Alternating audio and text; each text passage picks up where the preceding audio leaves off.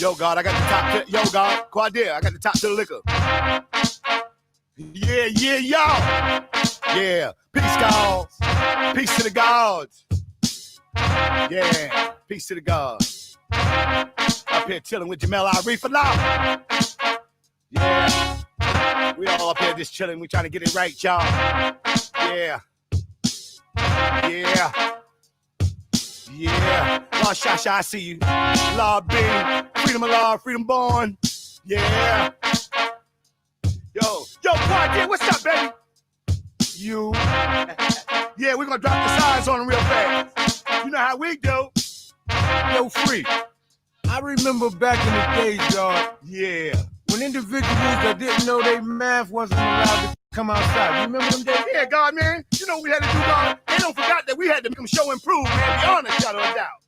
To show and prove everything was real, we had to keep this in its text. In order to make a seed grow, you got to constantly water it. And that water was the knowledge that we had through extensive research we obtained, and we gave it to the young. Yeah, God, you know that. See, Allah believes that if you taught 9 people, and that 9 people taught 9 people, and that 9 people taught 9 people, and guess what? That's right. Let the track wind and your mind flow free. Remain conscious on this ride to your best ability, infinity. Back to the source from which it came. Energy, see it change forms. Atoms being born, never ending. On and travel with me.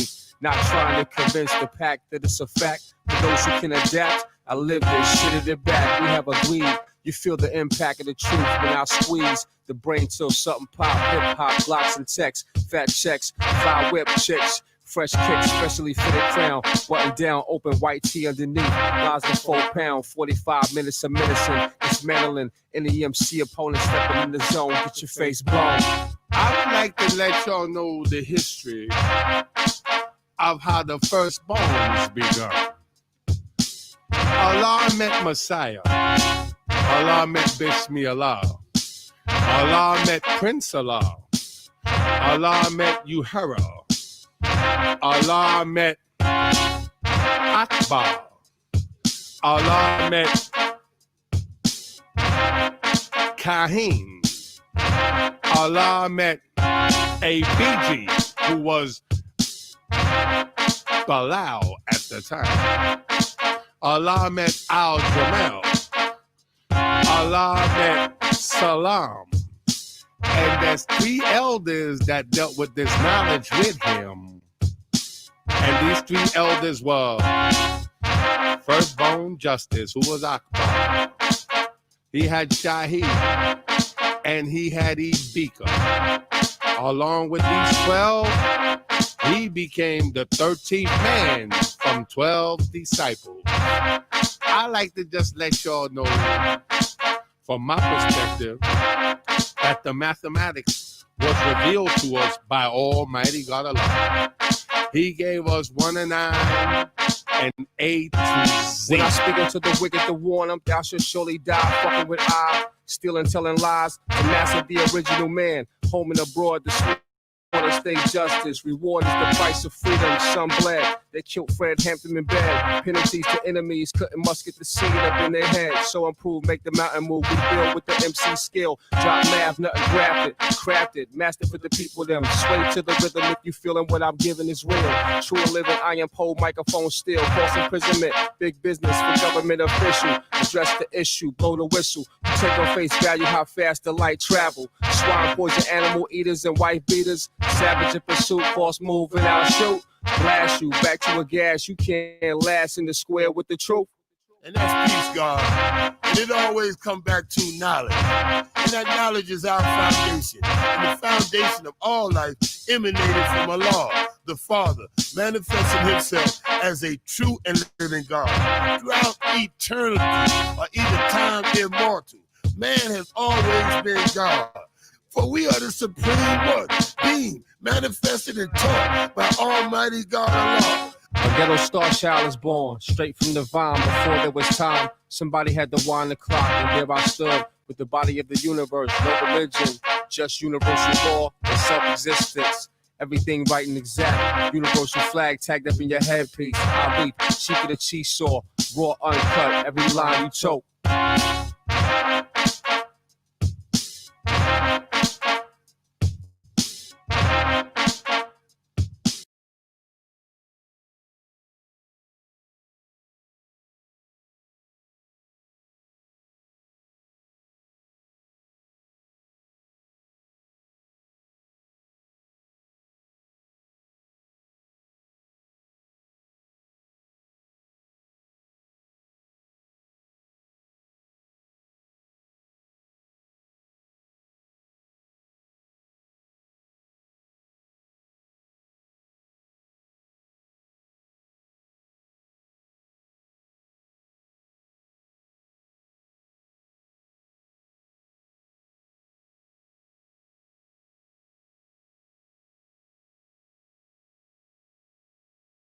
Just me and you. Sitting on the porch. Get older, it was hard, being a young kid, growing up, seeing the things you see. When I was small, we had nothing at all. We used to eat grits for dinner. It was pain, almost drive a man insane. What we could find for to survive another day. But I said now, Yo, an old killer B once hummed me a tune. Stay up at night, don't sleep on your moon. 4 C's in the bed, 8 C's in the room. Afternoon cartoon, we would fight for the spoon. On earth in the kitchen, yell it's time to eat. Across the floor, you hear a dozen stampeding feet.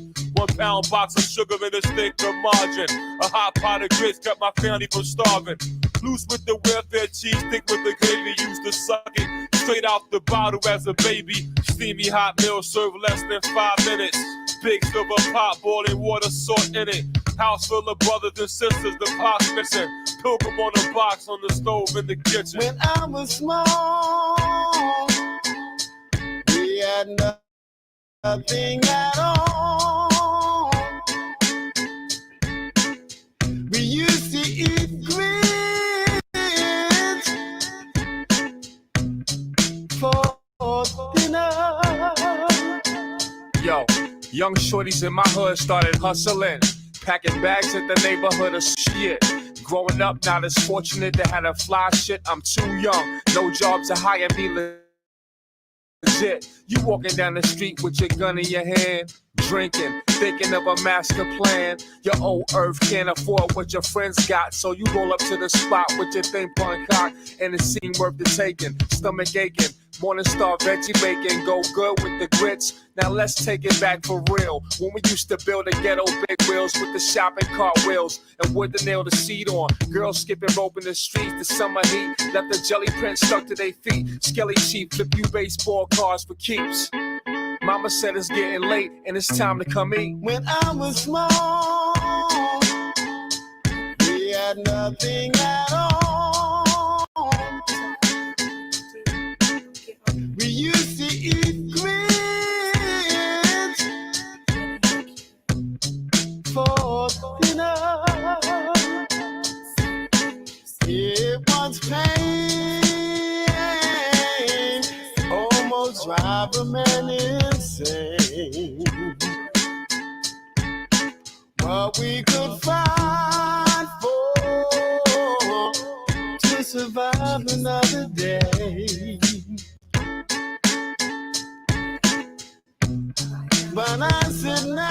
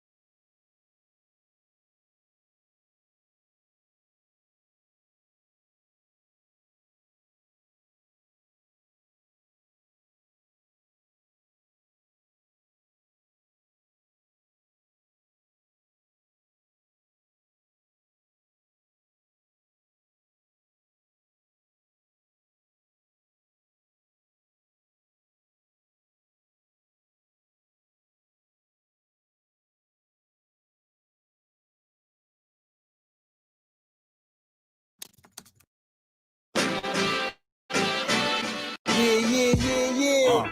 Van Glorious, Vanguard. Knowledge born, Yeah, united front. tell it. What you want, what you want, what you want. To the Knowledge Radio. We in here. What Yo. you got? Dot. Work hard as a slave to one day be your savior. The wave unwavering. This is a labor of love. Rise with a purpose every day. Invigorated. If we were on TV, we'd be 10 times syndicated. If we waited for validation, a paycheck or accolades, we'd be starved, already lost or ran away. But when your square solid in your circle too, you don't need a place for silence. The concept is conquered through media, not areas of people activity. A mix that don't lose ethnicity, tightness that don't lose the elasticity. Explicitly, this isn't where we get the novice regard. Nah, this is where knowledge is born. Last time that I checked, I'm undefeated. Deliver edicts, can't resist when the gods build and manifest freedom. When lines get crossed, they may push a loss, cause they get handed a check. We kick the can and cancel the cancerous gestures. A prophet vision, precision, the prescription for the sickness is to will not commit your fate with the winning. Arrogant beginners turn to humble endings. And US with KBA is a win-win. 1K, 1K.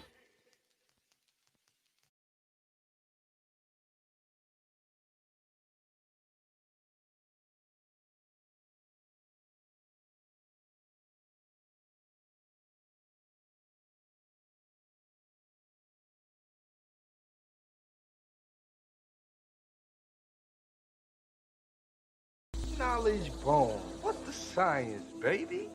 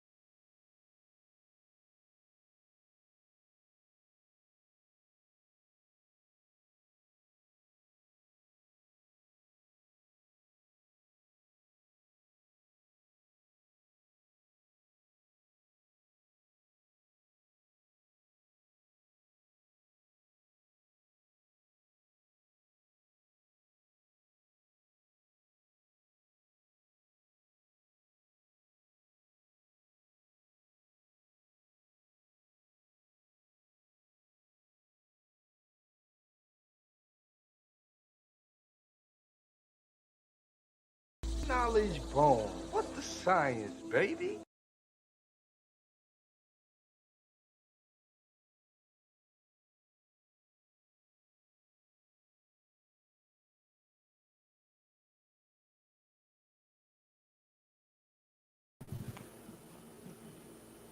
Peace and black power, friend. Welcome to another episode of Knowledge Born. It's the Science After Midnight Edition. Broadcasting live here on Do Not's Radio. You can follow the show www.do Knowledge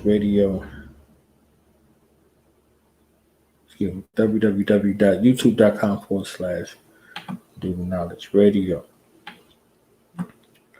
Had an amazing day yesterday. Got to build with some of the gods in this nation. It was amazing to have a moment with the great God Allah B and subsequently later on to close out the day to have some time with Dr. Supreme Understanding. And in the middle of that, I got a chance to support this amazing episode today. Let me just show y'all that. Whirlwind Wednesday series. Sister Tria, Brother Alias, Coochie Chakalia. So we'll be on next Wednesday as well as we close in the gap to this amazing celebration. And we got to hear from Deaf Poet, award-winning poet, Georgia Meade, right there.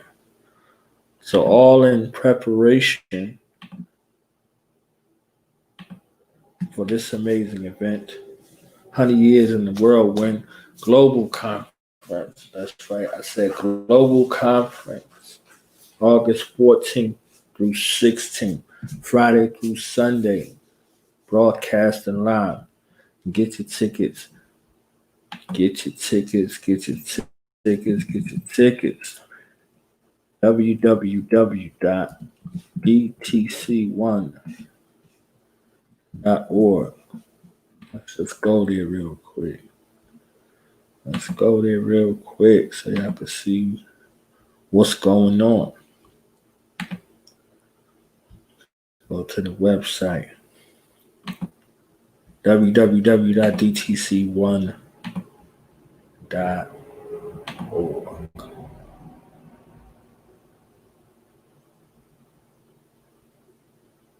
So y'all see what's going on. 100 Years in the Whirlwind. Coochie Chakalia Incorporated and United Front proudly presents 100 Years in the Whirlwind, August 14th through 16th. Look at the conference options right here. Okay. Bomb. You get the normal African package, just entrance into this 3-day global conference, or you get the extraordinary African, the super African opportunity, and you get the 100 Years in the Whirlwind plus this premiere that will premiere the digital download Harriet Shotgun project from the Vanguard United Front. Okay. All right. So let's read real quick. Over 30 master classes, access to the greatest educators and thought leaders of the African diaspora. Empower yourself and your families and your finances with the official 2020 Black August Virtual International Conference. Okay. Goodbye right there. Bam. Bye. 100 Years in the Whirlwind will feature over 30 of the most sincere, well-renowned African Center scholars in the analysis and proven solutions. With over 30 far-reaching master-level course lectures, tons of educational resources, Africanly awesome virtual vendors, and United Front African Insurrection music, providing revolutionary soundtrack over the course of the conference. This experience will inspire our legitimate right to resist. Save the date. Flags anniversary, 100 Years in the Whirlwind, 14th to the 16th. Okay? So you see the verbiage that is here. See the verbiage that is here. Okay? And you see George Lester Jackson. Peace be upon him right here. Boom. More information. 100 Years in the Whirlwind at gmail.com. Okay? For more information. 100 Years in the Whirlwind at gmail.com. Follow this page on Instagram. 100 Years in the Whirlwind on Instagram. Okay? Follow that. Follow that. You said who the speakers? I heard somebody say that. Who the speakers? Click on see speakers. Let's see. Let's see. Who gonna be there? What's happening? Okay. Okay. And Suave Bos and Genox. Speaker list. Our very own Baba Nwali Barudi. And he will be discussing the axioms of Garveyism, how we must analyze, synthesize, and utilize for our sovereign liberation. He is one of the keynote speakers. Black Panther, E.Y. Ray Ray, good character. Without it, we can build no nation. So he's going in to that. Mama Yabarudi, a Sankofi of you to find our way home, also a keynote speaker. The African Senate visual artist of our time, phenomenal work. The CEO of MelanatedGreats.com and also the First Lady of Revolutionary Mind Cinema, Queen Afi Issei, will be presenting the truth behind whitewash Black images and the importance of positive imagery for African liberation. Okay, so she's dealing with that. Chief Ode Ajamu Mansare, the art of marooning. The art of marooning. Let's start marooning instead of cooning. Okay, so look at that. The art of marooning up in here. Oba, Oba Wajumi, Owolafia, Olayinke.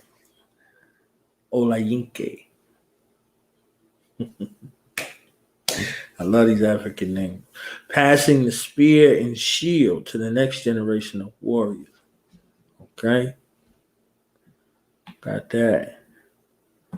Baba Imhotep Fatu. Race first. Race firstologist in the building. Okay? Centering blackness for African sovereignty. Got the warrior, Brooklyn's own, Sister Keisha Forrester. BLM versus BLM. They had a hijacking of a culture, 21st century COINTELPRO, and that's our Baba. Steve Coakley Sr. says, COINTEL now. Okay. We got our Baba Tashango and Blee Shaka, Brotherhood. Brotherhood, listen to that. Brotherhood, George and Jonathan Jackson in the Way of the Dragon. Anybody who knows me on Facebook, they see that I took on one of the greatest names in our sojourn here in the Americas, Jonathan Jackson. So Jonathan Born Jackson on Facebook was birthed out of hearing the story of my brother. From this text, Blood in My Eye, George Lester Jackson. And let me read real quick what it says, because we need to be introspective like Baba Imhotep Fatu said. Okay? He said that. Let's see. Let's get it to the page.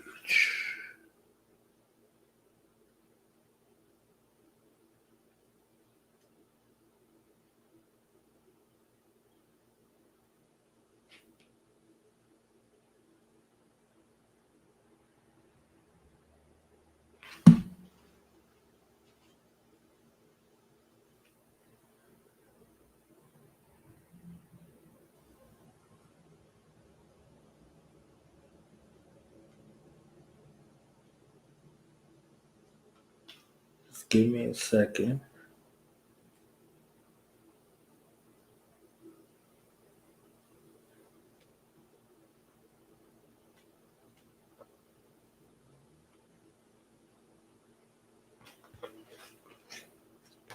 Well, as it goes, I don't want to get it. I wait until I get it.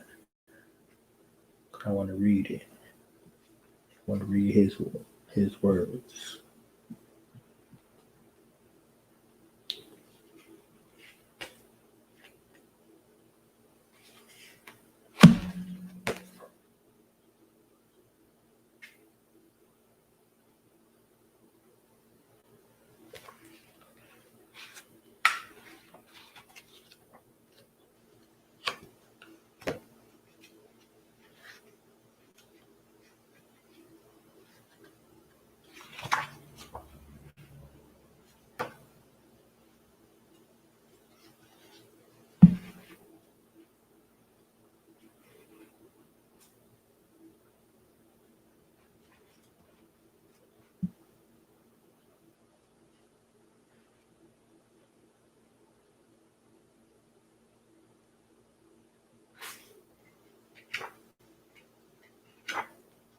Now just bear with me for a second. Okay.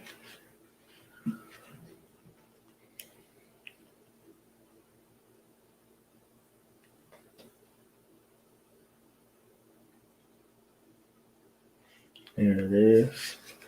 Johnson himself wrote, "People have said I am obsessed with my brother's case and the movement in general. A person that was close to me once said my life was too wrapped up in my brother's case and that I wasn't cheerful enough for her. It's true. I don't laugh very much anymore. I have but one question to ask all you people and people that think like you. He had one question for everybody. He said, what would you do if it was your brother? Look at yourself in the mirror and ask yourself the question.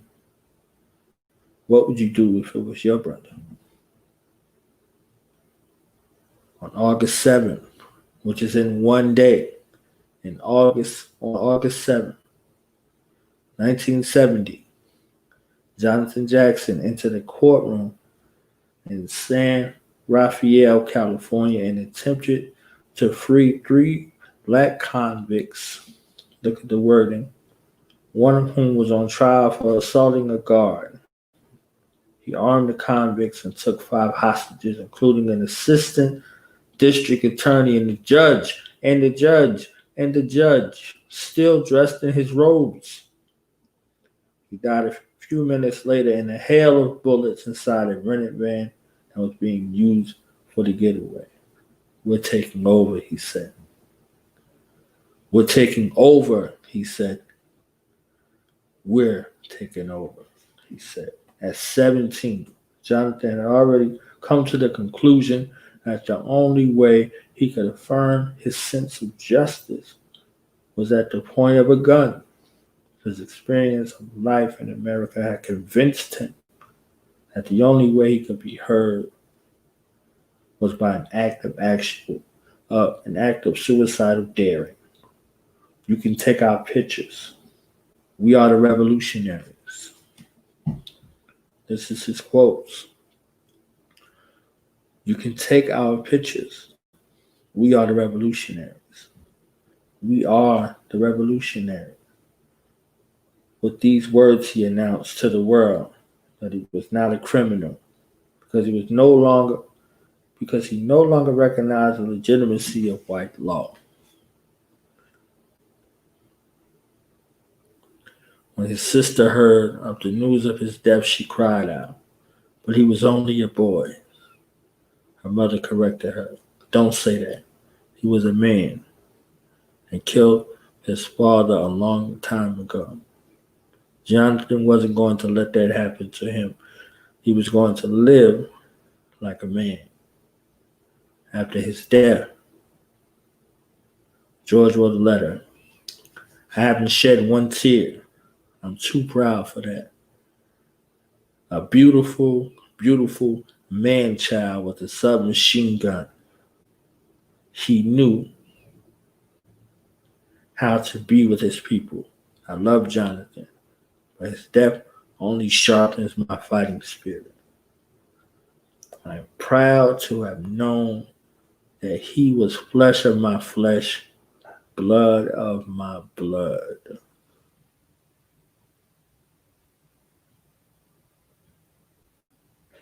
How many of you can say that about your brother? And have your brother say that about you? In a news conference 3 days after, he said, I love that boy. I was the first to stand him up in his crib. Not a crib, really. All we had was a box. I taught him how to walk. I wanted to teach him how to fly. I'll think of him now as I think of Che Guevara.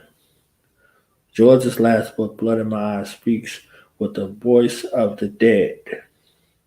Not only the dead George Jackson and his brother Jonathan, but the living dead in all of the jails and ghettos in this country. It speaks with the voices of men who have already given themselves up for dead and have nothing left to give except a death for the people. It is very much a book by a man who considered himself doomed. In his last letters, George wrote about the judicial process as the end game. He had foreseen and foretold his assassination at San Quentin 1,000 times. 10 years of blocking knife thrusts and the pick handles of sadistic pigs. The fact that the author of this book lived with his death for so many years gives this book a kind of special importance. But it would be a mistake to consider it simply as the work of an individual. George always refused to consider himself an individual. Untold thousands, both inside and outside prison, joined in its proclamation of a total revolutionary war. This book was written literally in Bedlam, with the author locked in solitary for a minimum of 23 and a half hours a day in the midst of a rush of screaming that never stopped. The screams of prisoners being beaten, the screams of men retreating from intolerable pain into madness. It is a book taking the revolution that George worked and died from inside prison out into society at large. His message to his revolutionary brothers is crystal clear. Tell me if you heard this one before. Settle your quarrels. Come together. Understand the reality of our situation. Understand that fascism is already here. That people are already dying who could be saved. That generations more will die or live poor, butchered half lives if you fail to act. Do what must be done. Discover your humanity and your love and revolution. Pass on the torch. Join us. Give up your life for the people. George Jackson was shot and killed inside San Quentin on August 21st, 1971. The convicts who were with him inside the cell block where he was going to be confined have asserted that he sacrificed his own life to save them from an official massacre.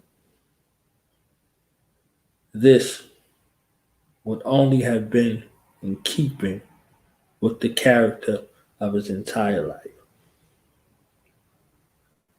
Gregory Armstrong, October 15, 1971.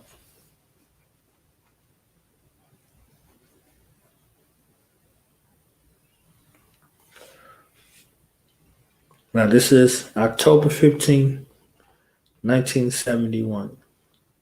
5 years after the Black Panther Party for Self-Defense was formed. 5 years to the day, October 15, 1966.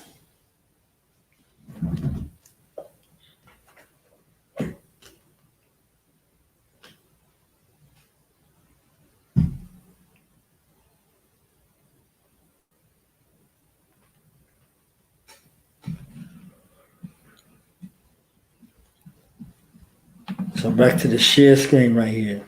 George and Jonathan and the Way of the Dragon. So look at Baba Tashango for that presentation. And my brothers and I, United Front, will be dealing with this. AIM versus hip hop, the revolutionary and spiritual difference. I want to be dealing with that. Should be interesting to hear from that raggedy dude right there in Alice Wonderland. We got Kalonji Jamachanga, FTP movement. Going to show us how to build a people's army. Baba Marcus Klein of Freedom Home Academy International will be in the building. The importance of Garveyism in the African-centered education. The importance of Garveyism in African-centered education in the 21st century. Amazing.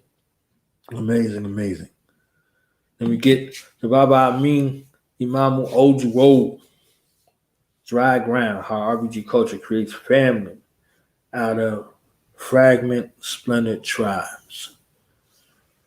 Co-founder and director of Uhuru Academy and Uhuru Academy SC. Make sure you support the Uhuru Academy. Make sure you support Freedom Home Academy International. Make sure that you support the Akabin Institute and Akabin House. Got Field African Radio will be in the building. Watch till Milwaukee. What is the plan when the smoke clears? Very critical question. We got Mama Ya, Asante Wa, and Zinga, Warrior. Drinking the Kool-Aid of deception, the impact of complex messages derived from negative media representations on the African mind.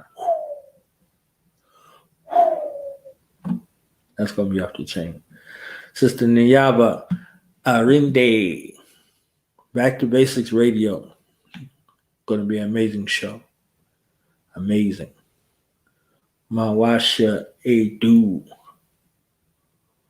Macho and Nawasha Edu will be in the building. Black Love is a reflection of Black understanding.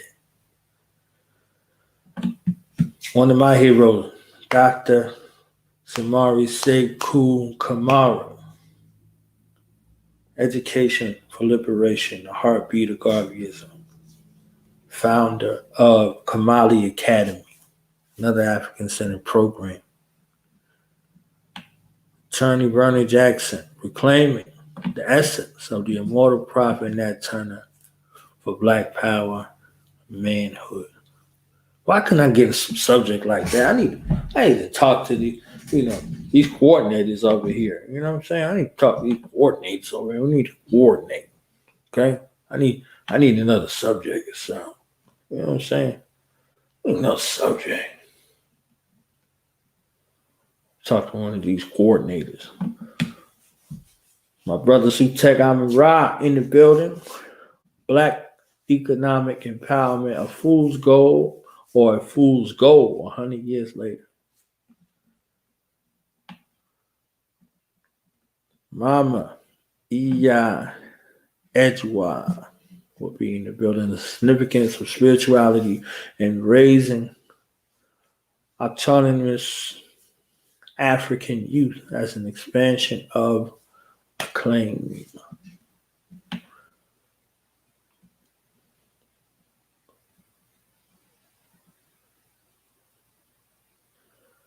Dr. Amari Johnson. The wage of change is Black death.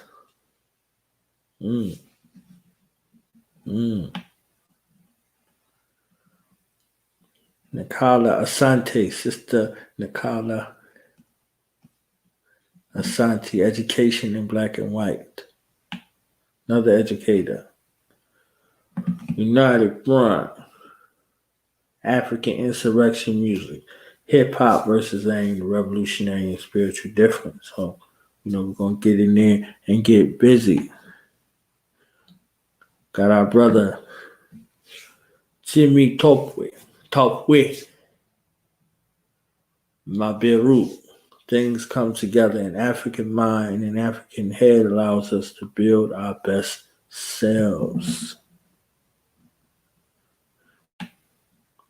We got Dr. Philae Trinisu.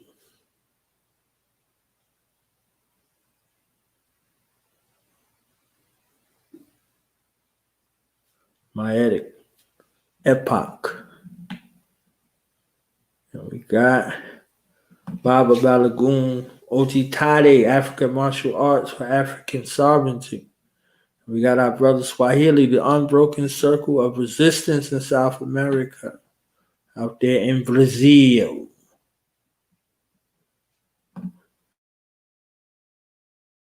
The Geechee motivated with a whirlwind right here. 4 responses to right homogeny, your only logical response.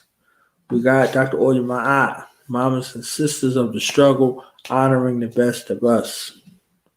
That is the Mama Meltrek, as she is called, and found up Ed Anime Productions and a host of other things. A remarkable sister coming through, bringing that right. Dr. Oyema'a. Meltrek. Take a ride on the Meltrek. Got my brother Omawali Africa organizing is a key component of Pan-Africanism. We got Baba Ola Takumbo.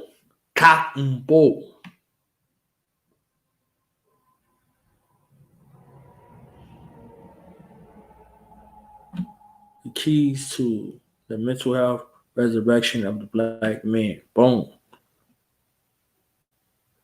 Got Baba Sekou Oleyinka, opening libation and cough to the ancestors' role of African spirituality in reference to African liberation. We got hot fire in the building. Hot fire. We got hot fire together. Hot fire. My sister and my sister. My sister and my sister. My sister and my sister. Y'all seen them together, collaborating. Sister Tria and Deaf Poet Georgia Me will be in the building providing that spoken word. Word up. Hey. Word up. Hey. Yeah, so that's going down. That is going down. Going down. So, did y'all see a reason to get y'all tickets? Did y'all see a reason to get y'all tickets? I need to be checking this thing out, man. You be checking this thing out, man. You know what I'm talking about? You know what I'm talking about? So, yeah, it's going down.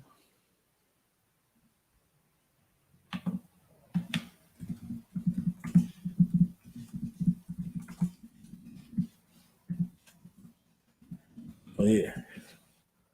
See the website, www.dtc1.org. Okay? So go over there, get your tickets. All right? Tell an African, get your tickets. All right? All right? What they say? Nah. All right? All right? All right. So, yeah. That's going down. Let me see. What else I got? Got something else up in here somewhere. Yeah.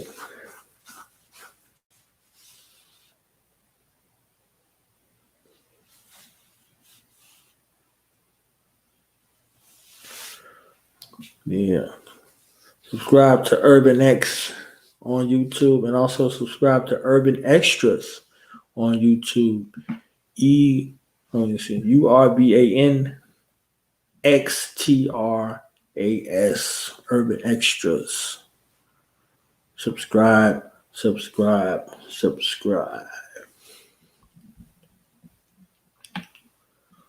Okay.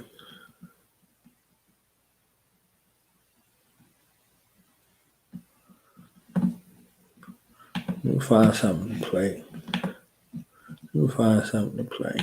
right quick. Okay? Y'all want to hear me. So, let y'all hear something fly. Hear something fly.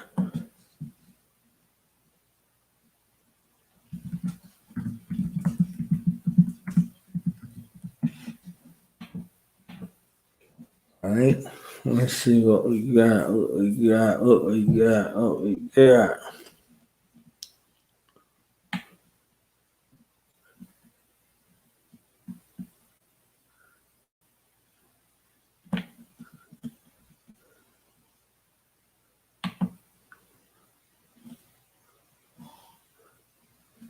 Give me a second.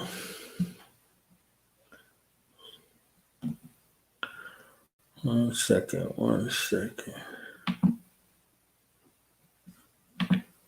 All right. Let's do something for those sonics. We was talking about tones and vibrations and all that yesterday. Let's see what we can work out in the tonage.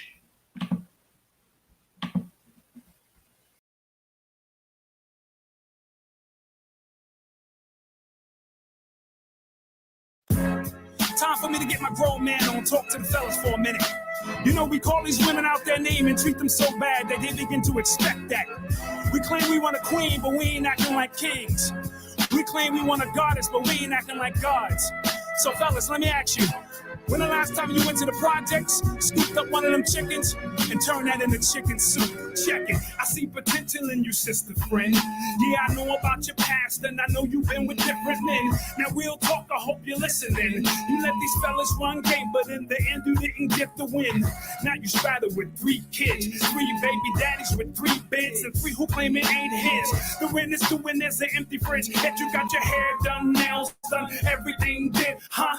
It's just a chicken by definition, I'm checking. Listen, no disrespecting, but sisters, now here's the question. You meet a brother, he hit it to get the step, and you did it for his erection, or was it for his affection? You can paint the pic if you're an artist. She just wants some love so she can stick it where her heart is. Brothers just be focusing on hitting it the hardest. She just need a man who's gonna raise her from a chicken to a goddess, right? Real men, throw your hands up. Grown man, pull your pants up. Time for you to stand up. You know these women can't stand us, because we call them out their name, call them lame, treat them scandalous. We claim they never understand us, so we steady running game. It's a shame we never man up. Oh yeah, I used to call them chickens too, but I'm an alchemist now, so I turn them into chicken soup. Throw in the veggies when she's not looking, checking. She don't even know she's in the pot cooking, sweating, and the effects are immediate when this is through. I just need to add the ingredients for chicken soup. I drop a jewel and give her someone to listen to. Her house is a home now.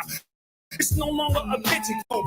These fellas quick to tell you all that they regulated, but how many women have they elevated? Let's estimate it. They want to eat, but they don't want to cook that meal or shop for them groceries. They want the fast food deal. Now meanwhile, I got her sauteing. They all saying she looking much better while you was out ball playing. Throwing a dash of love, respect, honor. Treat her children like my own. Go and meet her mama. Yeah, I'll admit things was sick when I met her, but you know that chicken soup will make us all feel better, right? Real men, throw your hands up. Grown man, pull your pants up. Time for you to stand up. You know these women can't stand us, because we call them out their name, call them lame, treat them scandalous. We claim they never understand us, so we steady running game. It's a shame we never man up. Oh yeah, I used to call them chickens too, but I'm an alchemist now, so I turn them into chicken soup. Now remember that chicken I saw potential in? But she's a queen now, that's real talk, it ain't worth mentioning. Cause I forgave her for her past transgressions, never looking past the present, there's a master lesson. So I gave her knowledge of self-esteem to get her mind right, and everything else it seems just fell in line right as soon as she felt the king. Because when I'm right, you know I'ma help the queen, right? And don't assume who I'm speaking to. It's real talk, I know some chickens who be vegans too. Don't try to scramble like an egg because I'm beating you over the head with the truth. I'm just teaching you, so keep it, boo. We need to add our ingredients together. You be the queen, I'll be the king. It's whatever. Let's form a tight bond that the world couldn't sever. Cause you know that chicken soup will make us all feel better. Real men, throw your hands up. Grown man, pull your pants up. Time for you to stand up. You know these women can't stand us because we call them out their name, call them lame, treat them scandalous. We claim they never understand us, so we steady running game. It's a shame we never man up. Yeah, I used to call them chickens too, but I'm an alchemist now, so I turn them into chicken soup. Real man, throw your hands up. Grown man, pull your pants up. Time for you to stand up. You know these women can't stand us because we call them out their name, call them lame, treat them scandalous. We claim they never understand us, so we steady running game. It's a shame we never man up. Yeah, I used to call them chickens too, but I'm an alchemist now, so I turn them into chicken soup.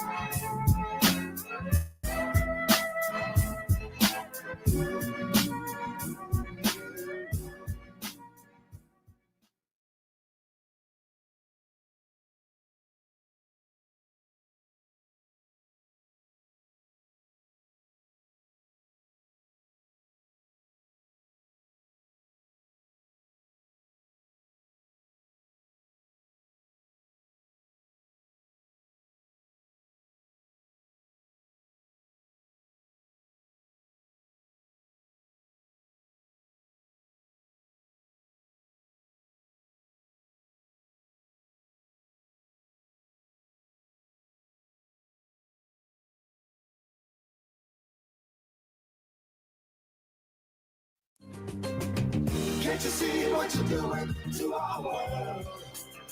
It's no longer safe for man, woman, boy, or girl. People scared to walk the streets at night. But with your condom, everything will go. Let's take a walk through the realm of order and chaos. Let's summon the earth, air, fire, water, and A-boss. Let's resurrect Crawley, kill him again in a seance. And if this realm is too dark like a boss, you better lay off. I'm building a master race like my name was Adolf. And you can take that straight to the bank like Chase, cause I'm made off. And if you want some more, you better say Moss. Eliminate my foes like sudden death in the playoffs. The streets is filled with beef that kills. And I don't mean mad cow, it's really sad how these young brothers is mad foul. You laugh now until your ass will go ow when they blast pow. If you don't want to be assed out like a drunken home on the village who passed out, you better have that cash out. But they just need a little knowledge of self to police and govern and even college they self. The streets is watching like the camera in the traffic light. These dudes are on the episode of The Wire half the night, but they don't know it because their jeans got their ass too tight, and they too busy shooting sideways, couldn't blast you right.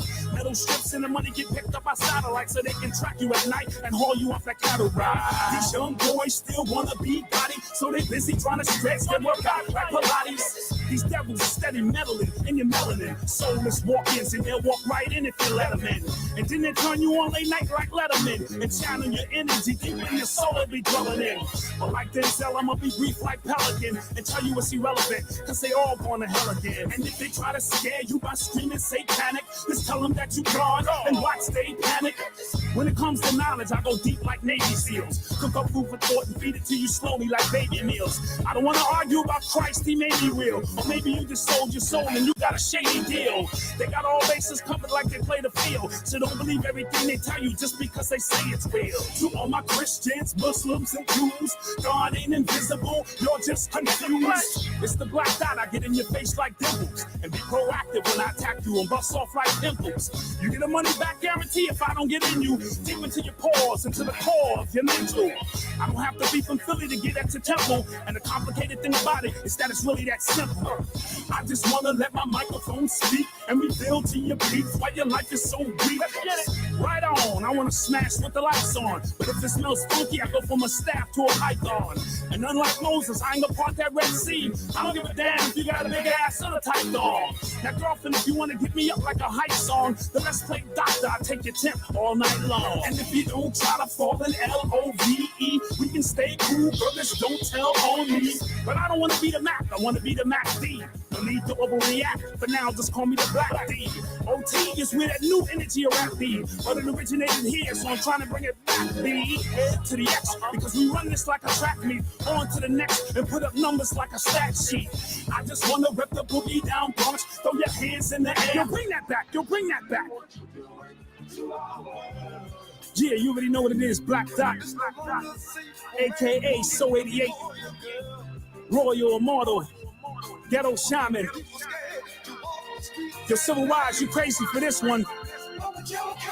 Let's get it. Red pill, blue pill. My style is unheard of, which means it's death. If you ain't dealing with the right hand path, then that means it's left. This industry is wicked, they feed on death. And then they wild out on you like Charlie Sheen on meth. And then they bend you over like you lean on steps. And make you do the same and put your team on next. So if you sell your soul, then you have a guy hitting you straight from the back in a cage trying to get you home. Illuminati, Illuminati me. Started with ill dudes who speak fluent Nazi. Now with some real dudes who creep at you and I see. Rapping some ball players, yeah, they recruit top seed. It's no joke, I seen that old ruin posses. Dudes was close, but now they broke doing sloppy. So if you take that oath, you better watch out, cause it's a one-way street, you can never cop out. I'm tuned in physically, which means I'm radioactive. I'm tuned in mystically, which means I'm ready to go practice. True magic because I'm ready to go access. Me and Wifey doing real magic on the mattress. Open the vortex with all gone and blasted. Combine our thoughts, it was beautiful while it lasted. So if you wanna study sex magic, first I think you better learn who you in the class with. Venus and Mars, penis and bras. I'm taking over this house, I seen this in ours. And I want revenge like the meanest of broads. Cause when it comes to this, you got a genius involved. And I won't stop until your team is dissolved. Cause they steady telling lies, this I mean from the heart. I don't know if they're ready for the black dot, but here I come. Yo, bring that back, bring that back. Nah, Dot, chill. You sure? Chill, Dot. You sure? Royal Immortal, man. All right, there it is.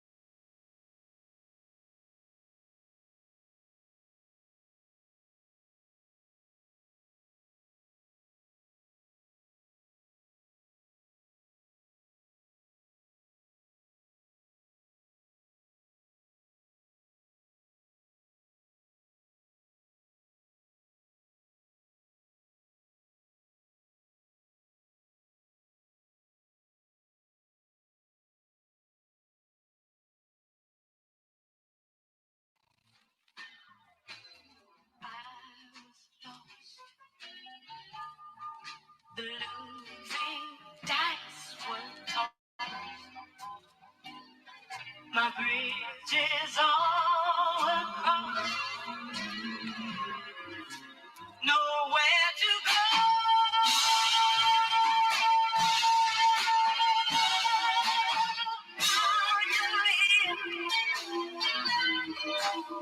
And now I know. Blue Great Beat Flores, ultimate breaks and beats. The way I was raised, you only held accountable for what you know. Check it. They try to tell me the original man, he wasn't born on this indigenous land. I give them pilgrims a hand. They be resilient when they building the plan. I got the skills to reveal it's a scam, so here I am. It's more of science, and the more you apply, the more these devils find it hard to deny. The more they won't even try, the more they won't be stealing deeds and hide, because the Moors won't be bringing the right. Check it. They trying to tell me that Osama was guilty for 9/11. They got filthy rich and bombed him to heaven. He wasn't on, I was alone because they killed all his brethren. They said it messy so nobody can see. They said Obama's not a citizen. Shit is in disarray because they got innocent immigrants living in fear every day. They be shivering and slipping, these bitter politicians, and they be getting them to work lesser pay. They try to tell me that the earth is alone in the universe, but we're the first to burst upon it. They use it to birth the component. The moment that we surface, we knew we can work it. This service is purpose, though these fools try to hurt it. They try to tell me they're no alien beings, but I'm the only alien they be seeing. I ain't scary and green. The melanin be having scary and fleeing because they fear that I'll appear in their dreams. They try to tell me serve the God of my enemy, scarring and killing me. Then they tell me God is a friend of me. Honestly, is it me? Do I need to honor my enemies? Deities who doing rituals to stop up my energy. They try to tell me that the voodoo that you do is doo-doo, but who do you call when the voodoo that you do is all you ever perform? Now they tell you that voodoo is wrong, but I bet it's strong. Am I cuckoo to mention at all? They tell my children that it's Adam and Eve, that Adam and Steve, but they don't say the Adam and we is adamantly divine. So the Vatican be just backing the priest and lying and attacking our seeds. They try to tell me that the balance of life can be preserved without me having a wife. I'm here to challenge the hype. I speak the truth, I'm not the arrogant type. You in the dark, I'm here to carry the light. Check it. They try to tell me that nobody is living in 2012, so you gotta be kidding. Too many delve with a cosmic opinion, but who the hell knows the proper intentions of the Mayans and what they forgot to mention? They try to tell me I was born on this planet, but damn it, they sampled the granite from the spot that we landed in Kemet, and you'll understand it that they managed to damage our ability to ascend it. Now our spirit is stranded. They say the melanin will never be better or relevant than any devil who's excelling and dwelling in medicine to bring the terror in this era, but never again. Cause we are the beginning and know there is never an end. They say I'm mortal, but I live through the blood, I live through the stars, I live through the mud, I live through the bars from portal to portal. I live through the planet on Mars. And our order will show you I'm royal, immortal, I'm God. They try to tell me that my skills are diminished, I'm finished, but I give a knock of the business. You be the witness, I'm packed to the finish, and you know the top is the limit. You couldn't stop it if I cocked it and spit it. They try to tell me I'm too old to flow, I'm too old to blow, but I be done stole a show, going toe to toe. You don't wanna go see though with this older pro, oh no, so now you know.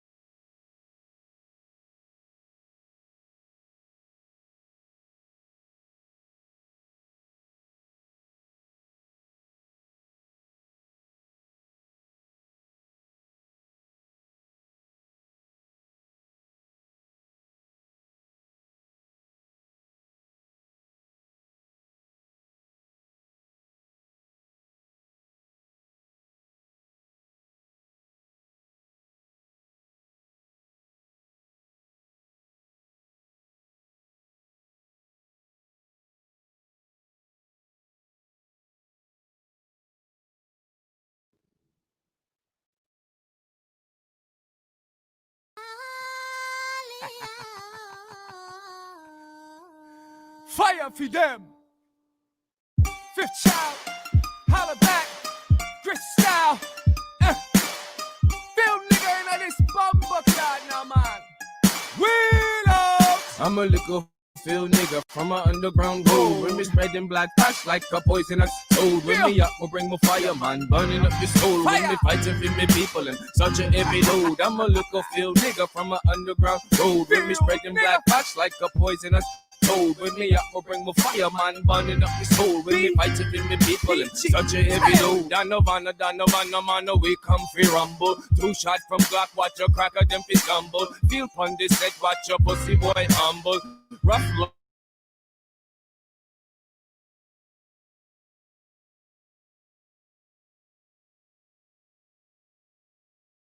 Rumble, man, now we go so we set by example. Me mash it up, watch a big gal limpy trample. Bust enough shot from me big black rifle. Me mash it up, look at pussy boy, them still humble. Black power gangster, Babylon we rumble. King with the crown and the crown we no fumble. Stepping out the back was on the landmine you stumble. Creeping out the dark, Philly pick get a shot too. Slave master murder when I feel niggas spot you. Me hot crew, come with maroon, now we go rock you. Set up on this rhythm, king be hot proof. We pull it up and mash it up. Now who be hot man and not you. No blood go run when the black god they come through. Me mash it up. King in all the world fully loaded. Flex pon this set now man we are go hold it. Come like Napoleon a Roman them a stole it. Turn up a notch, Lord King can't control it. Little field nigga from an underground road. When me spreading black facts like a poisonous toad. When me up, bring my fireman, burning up the soul. When me fighting for me people, and such a heavy load. I'm a little field nigga from an underground road. When me spreading black facts like a poisonous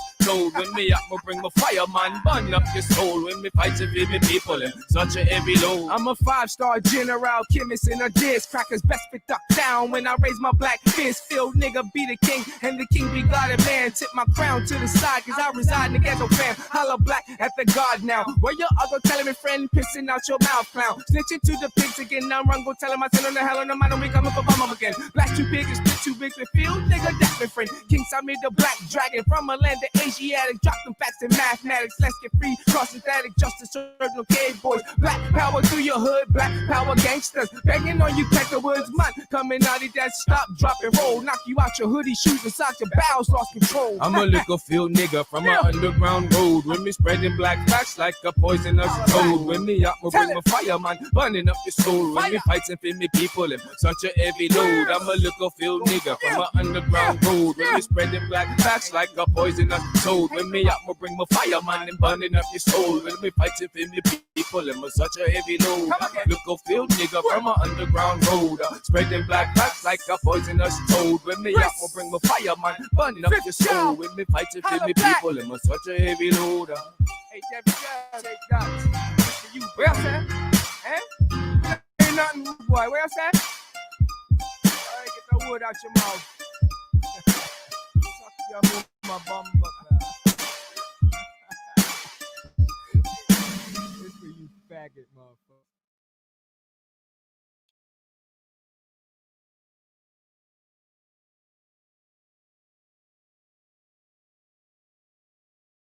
They had the church committee hearings. Some of the elders will remember the church committee hearings where Senator Frank Church of Idaho was revealing the involvement of the intelligence community, FBI, CIA, on domestic affairs. What you know now called COINTELPRO was being revealed in 75.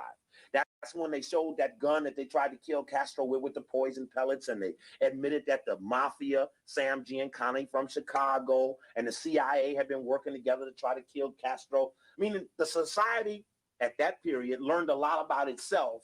And while all of this learning, these are verifications for the first time that while they were learning those things, I was feeling the things. And I was trying to start shit on campus on 75 when the white boy was telling me, he said, look, son, that campus radical shit is out.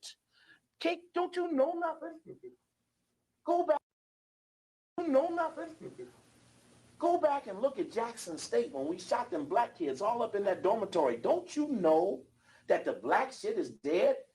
Kent State, we shot the white kids down. Don't you know we shoot our own?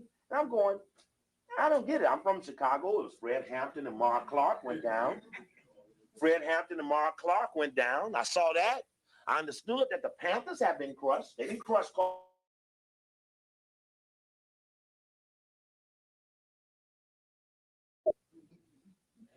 So I made this pledge. This is how I got started. I made this pledge. I said, you know how you do? You know we do that shit. Oh, God, if you just get me out of this shit, I'm going to really do right. I mean, I swear I'm going to do right, you know? And I made this pledge. If I get out of here alive, I'm going to dedicate myself to finding out who it was that had the power to hold me down such that my mama could. My mama was vicious. She would whip a person's ass with her tongue to the bone. See, my mama was rough. So there was nobody my mama couldn't whip in my mama's spear. We didn't go much beyond our spear things. So, and you know, your parents tell you, I'm going to send you to school, but I didn't send you up there to fuck with no white people. You know, so I want you to be what I didn't get to do. Therefore, that's why we're sacrificing to send you there. And when I went to school, I went all on grants. There wasn't no loan. Student now end up in $20,000, $30,000 in debt a year because I went to college right after the riots and the revolutions of the 60s. College was being threatened as an illegitimate institution. Therefore, the access to college was free. Remember in 75, they came up with the crisis of democracy, said we got to pull the plug on education. And that's when New York started charging money for the city college system. one of the best city college systems in the country. And then it went east. And so I wasn't aware of these external dilemmas or constraints austerity being forced down on the people. And I asked if I ever got out of here alive, I would like to find out who it was that could hold me against my mama's will. And I started getting every book I could on FBI, CIA. And then I found out I was only learning how they did something, but I was not learning why they did what they did. And that then forced me into the Trilateral Commission, which became prominent in '76 when an unknown governor from Atlanta said he was against the establishment, ran and won for president, only to find out he was Rockefeller's candidate through the Trilateral. All of this was going on at one time as the world learned a lot about secret societies and stuff. And anyway, and I said, if I could find out who they were, God, I know I'm a shy little guy and I ain't real good at speaking. And I don't really even know what I'm supposed to do in life. But if I find out who they are, if only you would grant me with opportunity to tell. Part 2. And if you grant me with opportunity and I get to tell, then I would pray for the privilege and hope I earn the right to slay it. 3. Period. Know it, tell it, kill it. Where are we at now? We're somewhere between 2 and 3. Okay? There ain't nobody in this country got what's on that table, and the only reason it's over there was because I desired it. We didn't have the most money to find the Boule and the rest of them. We had the desire to find them. Our attitude and our way about our lifestyle was not because we saw someone do it. It's because we had to become it to do it. And that's why I be hard on people about do what you say, because that's the only way it works. Ain't no other way. It might be an obstacle, but it's only a temporary one. It might take longer, but if you will accomplish what you will, it was Garvey's thing. You will accomplish what you will. So that was 75 on 1990, on March 31st to be exact. I was, I'll show you something. I'll make this make some sense. I was working somehow through a odd little thing. I started getting in the black community and I was finding information. I was telling them and they started giving me a minute or two at the little rallies. I said, let's bring this little brother who emerged here, Brother Coakley. He's emerged and he's got some information we need to know. And they let me get up there for 30 seconds. I mean, Trilateral Commission, this, that one runs Chicago, this one, this. It's okay, let's give him a hand. It send me on back to the bullpen. But as the thing started getting closer to Chicago, my minute went to 5 minutes. Then Hakeem Mahmouti asked me if I would speak at his lecture series. Then Bobby Wright asked me if I would work at his mental health center. Then Harold Washington asked me, he was congressman then, if I would teach him about this Trilateral Commission. Then Farrakhan came to town, asked me if I would teach him about this Trilateral Commission, all that stuff, and let him meet some people in Chicago. And as the word passed, and I found out there was a law to this. A very wise man came to me and he said, "But Steve, there's a law to what you're doing. And I'm going to give you this book. The book was called Light on the Path. It's hard to find. It's a little bitty pamphlet-like book. It's ancient Kemetic stuff translated through some yogi or somebody. But it had some things in it. It had laws in it. It says, when there is a benefactor of the gift of knowledge,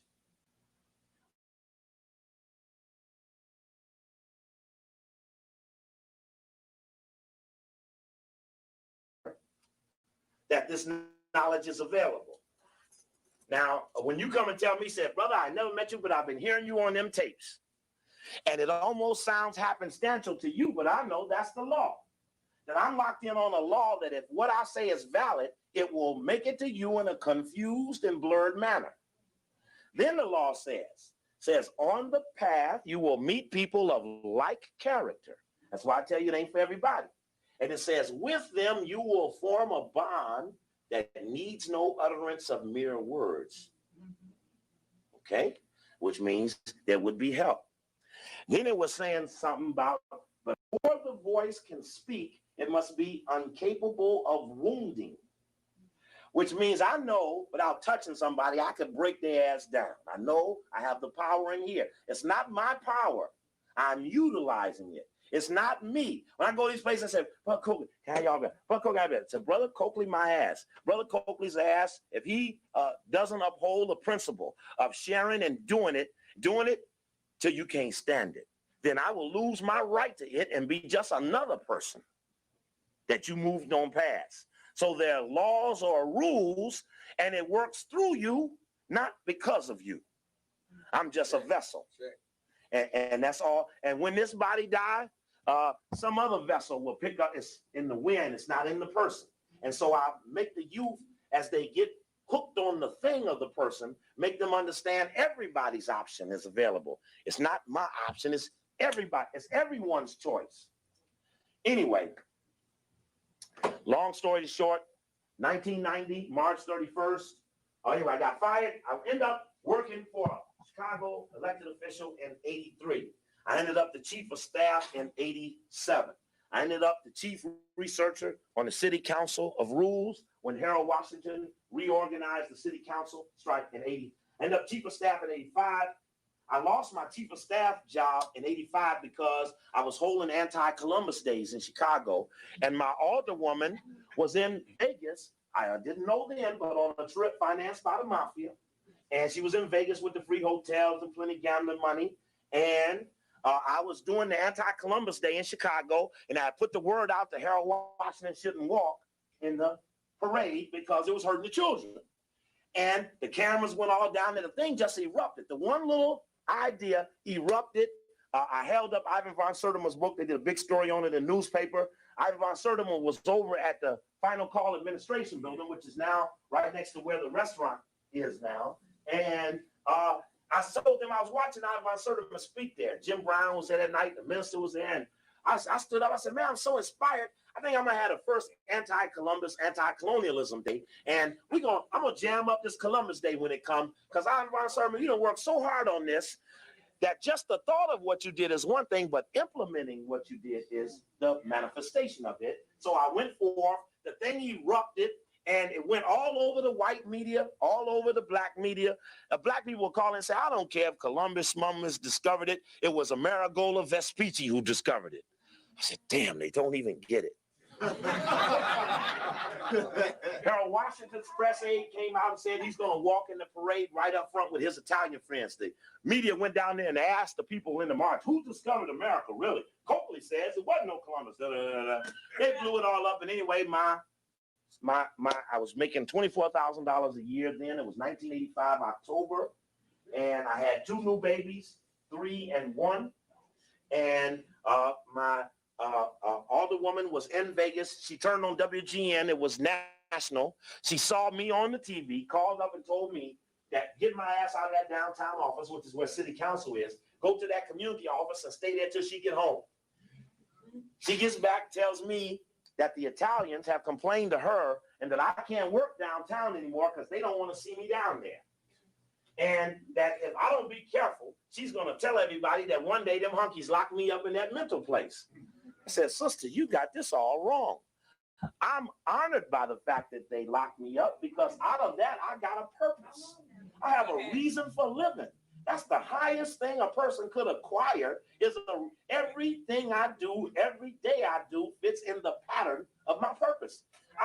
Life is real simple for me, y'all. Really, it is. I don't think about what this one's going to think and what that one's going to think and how big the enemy is. You see the attitude. You understand the information. You have to understand, since it wasn't financed and it ain't been supported, it's been ignored and isolated, it must have been something that made it keep coming forward. I told you we were a revolution without a bank that never took a step back. Some people still waiting to take off if they get the money. I'm telling you, it's just like the Wizard of Oz. You need courage to see the wizard. You don't need no damn money. Wasn't nobody going to see the wizard saying, if I only had bank. They said, I need a heart. I need some courage. What else they need? Some brains. And then they had to go home. Dorothy wanted to go home with the shit. All of that. Anyway. So that's how I got started. And I told the sister that I wrote her a nice long letter and told her that I knew now that I had to go. And I did not understand what would happen for me or against me. but that I had to move on. And I lost that job. It put my family in jeopardy. Everyone told me I was a fool because nobody in America loses their job without a job in the hole. Nobody with no money in the bank, young babies, don't leave and go and count on nothing. Because in the real world, you're told that if you don't have that, you will fall. But that ain't what makes you fall. And so they went out, they passed the hat for Brother Coakley, got a couple of $1,000s to pay the rent for a couple of months. I went down to City Hall to pick up my possessions, and Alderman was walking past me. He said, "Hey, why don't you come over and work for me?" I said, "You too moderate. You're not my style of guy." Only reason I was working for her because she was a family friend and she asked me. And I don't know how he said, "But no, really, I'd like to be more like you." Do you understand how many of us out here are doing what we're doing and we can't be like this? It's too late for us. But I'd love to help foster something like you. And you want to go run around here and talk that shit, go right ahead. But at least let me put you down on my payroll for enough to give you health insurance for your family, which was about $300 or $400 a month to qualify you for benefits. He said, "Let me do that. Come in 2 weeks, get your check. Go on about your business, young man. Do whatever you were supposed to be doing." I said, "Damn, that was strange." Went down, signed up. Well, that guy eventually became the mayor. I ended up the mayor's assistant. And then after 8 months of being behind a guy that everybody knew was a chump, they knew that behind the guy in the other room, in the Boilermaker room, was Coakley, and he might have some extraordinary capabilities. Get his ass out of there. And as I will show you here on the TV, they threw me out of there. But they went to attack me on May 1st of 1988. Now, anybody know anything about secret societies know that the holiday for May 1st is whose? That's the Illuminati. Illuminati birthday. Yeah. That is the day. You find it about what you mean? Oh, that's when we missing a plug for TV. Now I saw a brother over in my stuff. I didn't know what that had to do with it.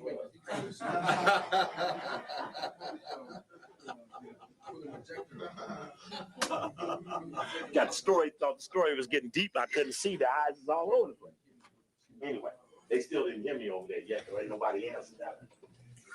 Anyway. Hey, Bobby, you see that piece over there with the white and black twins? Yeah. Wasn't that something?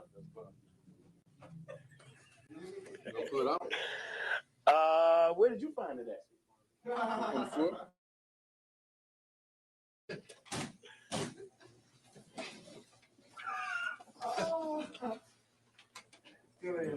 So you're right. Thank you, Brother Eric. Sometimes there just ain't no answer for that stuff. It just be so straight. You be waiting to think it's supposed to curve or something. You know? Anyway, all that to make a long story short is that the reason I'm here now is because each and every time that I was offered money when I was being fired, the Jewish community had put together $100,000 and gave it to the mayor and told him to give it to me. $100,000. Now, here's one man being thrown out, special assistant to the mayor, thrown out of his position, being accused of being anti-Semitic. And I'm just a guy. And the question became, why is all of this going on for just one man? And then the other side of the question was, damn, brother, you're losing your job again. How come you don't take the money? And I told the mayor with tears rolling down his eyes that they don't want my job. They want my soul. Yes. I've held out and suffered to keep this soul a virgin. So if I sell out, is that all they had was 100,000? And the mayor said, "I'm surprised that they did this, Steve. I was going to offer you a job in my political campaign, but I can't even believe you won't take the money." I said, "For the same reason it's making you cry. I want all my options." I think one day we're just going to be down on runs and we're going to have to go to the bullpen. And as bad as they hate bringing Brother Coakley out the game and clean up. But they're going to have to call me.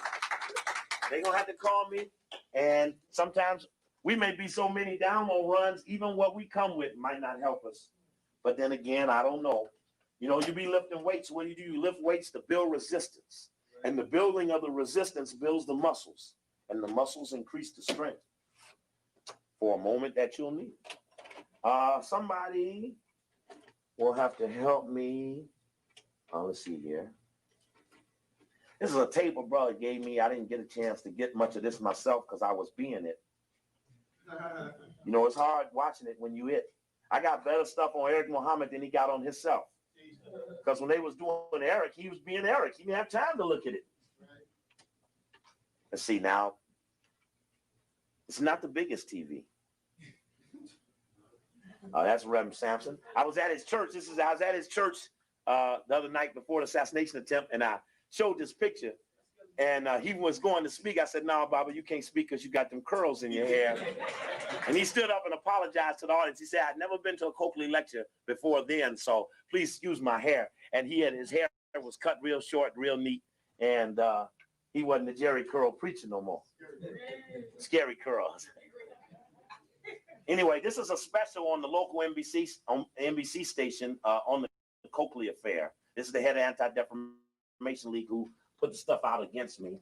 And this footage is on the tape on the Oklahoma bombing. I was trying to tell you that there were some things on there, some of which aren't related to it. And on my last trip, so I've been showing this tape. And I'll just let it go backwards for a minute. We'll hook up to the right spot.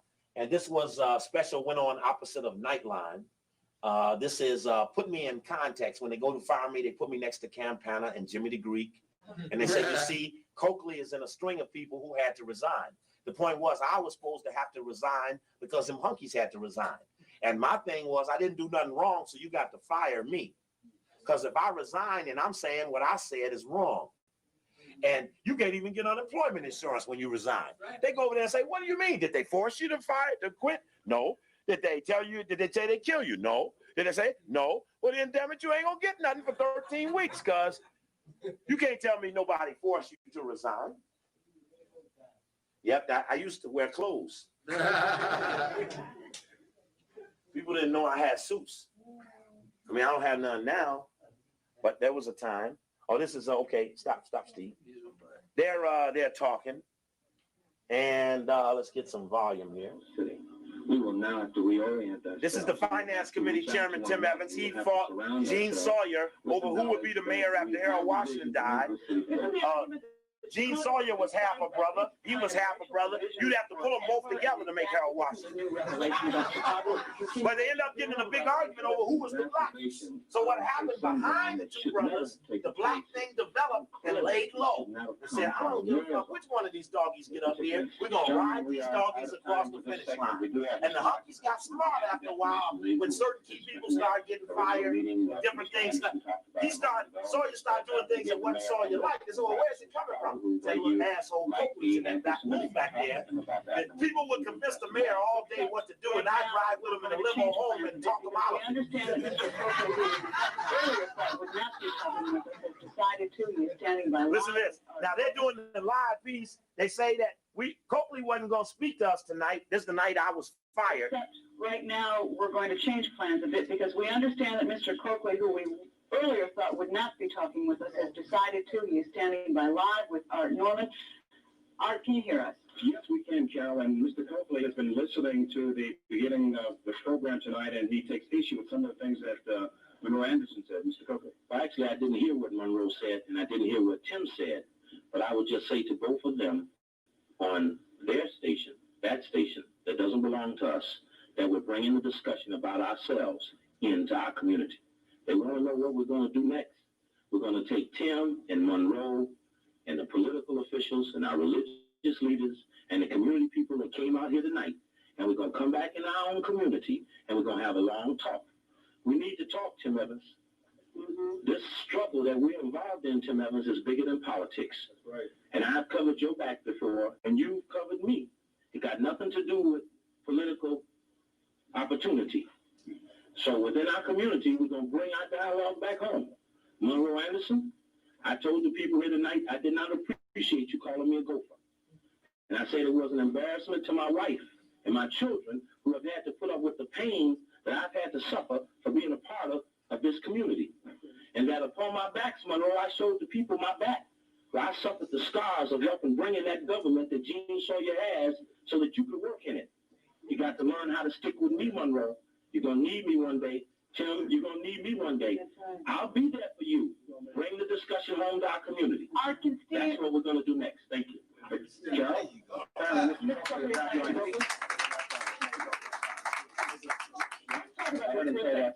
Gentlemen, we did not know that Mr. Coakley was going to talk to us at all. I want to extend this for a moment, give you each an opportunity to respond. It sounds like Mr. Evans is accusing you of political opportunism in this. Well, what he doesn't seem to understand is... Now, this is a guy that paid my electric bill for 2 years. While Sawyer paid my rent, he paid my electric and gas bill. But when the Huskies showed up, everybody didn't know me. Just what has happened to our community as a result of this conflict.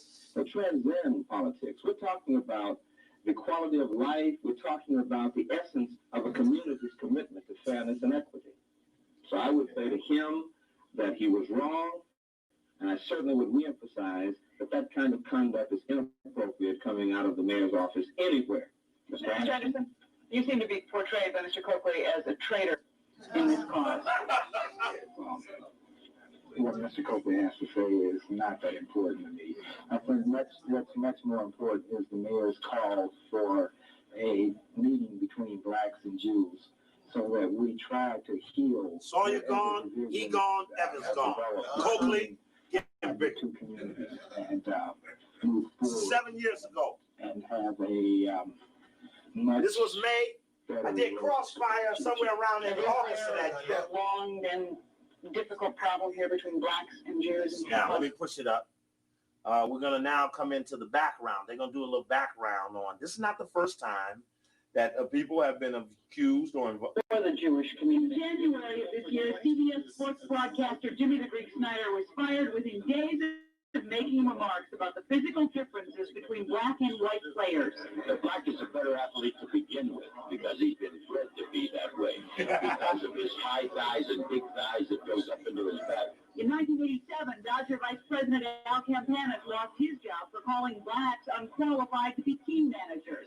I truly believe that they may not have some of the necessities to do, let's say, a field manager. Jackson! He's against Jackson! During the 1984 presidential campaign, Reverend Jesse Jackson was denounced for labeling Jews as Heinees and the city of New York as Heine Town. He later apologized. We blacks and Jews won't march together. Let us at least try to do so again.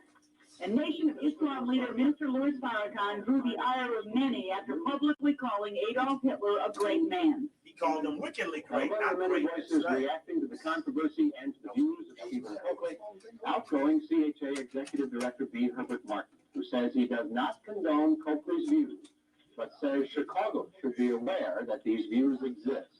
There is a larger problem that blacks and Jews must face, and that is a growing perception among blacks that Jews are insensitive, that they are uncaring, that they are power hungry, and so forth. This is a reality. This is an attitude that is developing in the black community. Joining us live now to continue our discussion of these developments is Michael Coatson of the Anti-Defamation League, the group who first brought the Coakley remarks to the mayor's attention, we understand, more than a month ago. And also joining us live from a remote location via minicamp is the Reverend Al Sampson, who I believe is one of the sponsors of the Coakley rally tonight. Is that correct, Reverend Sampson? That's correct. First, Mr. Coatson of the Anti-Defamation League. Our discussion with Monroe Anderson. We have this scenario correct. You brought to the mayor Mr. Coakley's remarks more than a month ago. Did you ask him specifically? They gave it to the mayor and said, here, we are not telling you what to do. After a month of doing nothing, they said, you're supposed to fire them. They gave him a list of 23 people not to associate with. About those a hit list. Yeah, and they do it with every black mayor. Which is why when I went to New York, and I'm going to be on LIV, Deacons called Sutton, Sutton calls Gary Berg, and boom, I'm out. One other name came up. I ain't never been on LIV still.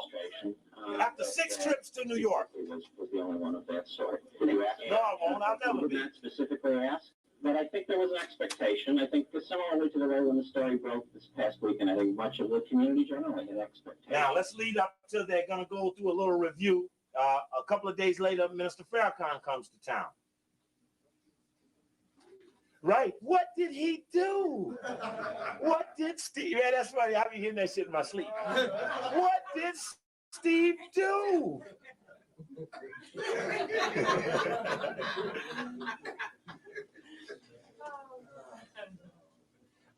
Again, after I did a couple of Morton Downey shows after this, I did all the local shows in Chicago, the local talk shows, the radio shows, went against the public on the public broadcasting, beat every white at every show at every time, to the point that 6 or 7 whites would get on the panel and they would all be against me, and I'd just be whipping them down one by one. And so after the crossfire, you know, it's supposed to be 2 against 2. I was on against the head of the Jewish Defense League. Yeah. And it was supposed to be, I don't know who was supposed to be on my side, but they had Tom Braden, who was then the co-host. He was had been deputy director of the CIA, and Pat Buchanan. Oh, okay, that's right. Yeah. And I don't know, none of them were with me. But the point was, at the end of that show, Buchanan say, you know, I was a little worried about this Coakley being on, but damn, I'm kind of glad he kind of got his views right on out there. Of course, Pat Buchanan don't like the trilateral, don't like the Jewish people. No, sure don't. And even though we're diabolically opposed to each other, he saw some value and some strength. Into this fight and began to demand. Now this leads into some news pieces. Give you a background. Apparently was already planning some kind of action. But now he has this is the political editor of NBC in Chicago still. 7 years later, he's still in job. Dick Cheney. And he waited too long. His real name was Snodgrass. Probably would have been a column about that big in ink if he had done it when the Anti-Defamation League brought it to his attention. It probably would not have grown to this proportion. Now, all factions, including the more militant factions and strident voices, are being heard, getting their views known. Second thing he has done, he has given ammunition to his enemies. He can now be pictured as a mayor who is weak and indecisive. After waiting 5 days to fire me, he fired me. And so the Jewish people said, well, that's great you fired him, but damn, what took you so long? And I told him, I said, man, don't ever, if you give in, they're going to piss on you anyway. If you give in, they're going to throw you out of office anyway. He didn't believe me. They sure did it. And we got a white boy mayor in Chicago now. Then he beat Sawyer, then he beat Evans, now he's still a mayor. That's Farrakhan hugging me. A prelude for his defense that followed. What did Steve do? What did he do? The controversy over Stephen Coakley has centered around his remarks in public lectures, variously interpreted. Notice when Farrakhan come in, they always Hispanic and anti-white. Though Reverend Jesse Jackson of the late Harold Washington have also been objects of his criticism. This is me being fired live 4 o'clock on all stations in Chicago. Now, the key thing is this white guy right here. This white guy right here, brother man, was the U.S. attorney that supervised the raid on Hampton and Clark. Yeah. He could stand with the mayor to announce, no, not Hanrahan, he was the state's attorney. He was the U.S., the assistant U.S. attorney in charge of the Black Panther case. He just resigned as chief counsel to the governor of Illinois. He was a Republican, white, Jewish man.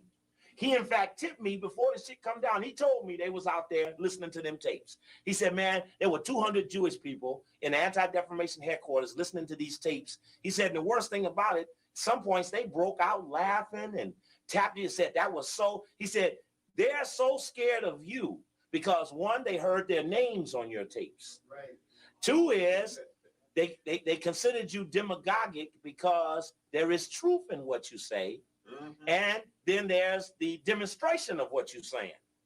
And 3 is they're really worried that other Black people think just like you. See, I always scare the whites by saying all of us know this.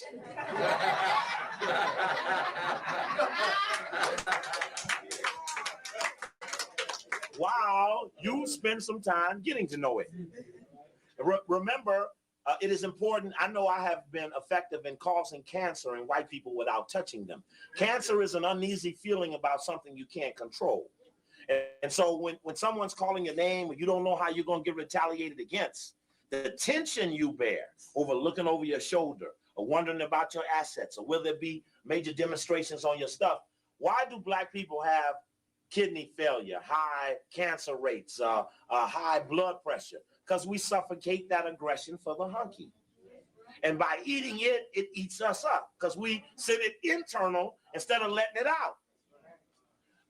Now, the reason these different colored people are behind him is because they thought it would be a riot in Chicago, because in the first day the story breaks, it bills on the second day, triple bills on the third day. Go back and look in the news. If you hit me into one of them Nexus services, there are about 300 and something listings in there now under my name. During that period, you didn't know me then, so it wouldn't have been any big thing to you. But I bet you, if you go back and look in your New Haven papers between May 1st and May 10th of 1988, you'll see the story. You just didn't know me then. And they thought it would be a riot, so they put people of different colors, the Mexican, the white, the black, the white, to make it look like everybody was in on throwing him out. But now remember, I'm just one guy, 2 pairs of shoes, 3 changes of clothes, 3 babies, no car, no house, a little, what was I making then? I was making 37,000, getting ready to move to 52,000 as they were sneaking me through the budget. To get my raise to 32 to go to 52, Tim Evans, who pretended like he didn't know me on the other side, he was chairman of finance. He had to sign for my switching positions. Only 3 days before I was fired, he signed for me to switch spots to the higher salary. 2 days later, denied he even knew me. But as Farrakhan will say, he'll make a point about what they were saying. On into the Coakley controversy. Well, the Reverend B. Herbert Martin was quoted last week as saying that some of Coakley's remarks had the ring of truth. Though Martin claimed he was quoted out of context, some aldermen said Martin's appointment should be blocked, leading to a new threat today from a black state representative. I think that the black community should take a serious look at boycotting the entire whatever you set up in this city. And tonight, for Reverend Farrakhan, a challenge to Coakley's accusers. And I know if he says it, at least I believe he got the stuff to back it up. Now the press, you're so interested in dogging him, I hope you'll be as interested now to come and find out what proof he has of the obsession that he has. Notice he got a straight tie. This is the 28th ward where Ed Smith is the alderman. He tonight said that he died today as the mayor tried to assess and repair the political damage. But tonight, the Reverend Louis Farrakhan launched a fiery defense of Stephen Coakley here in a Westside church. Farrakhan arrived at the Westside rally enthusiastically greeted by several hundred who came to show their support for former Alderman Wallace Davis.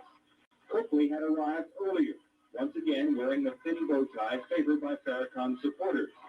He remained unwilling to criticize the mayor, who was forced to fire him when he refused to resign. I'd have an honest relationship between people of all races and religions, because maybe we've been a little dishonest in the past, and this might be a time that we could really lay all our cards on the table and see if we can get over some of our pathologies. The mayor was also preaching unity today when he spoke with Andy Shaw at City Hall. We've been talking with Reverend Martin and with many other leaders in this city, and I'll continue to just have some dialogue and bring people together.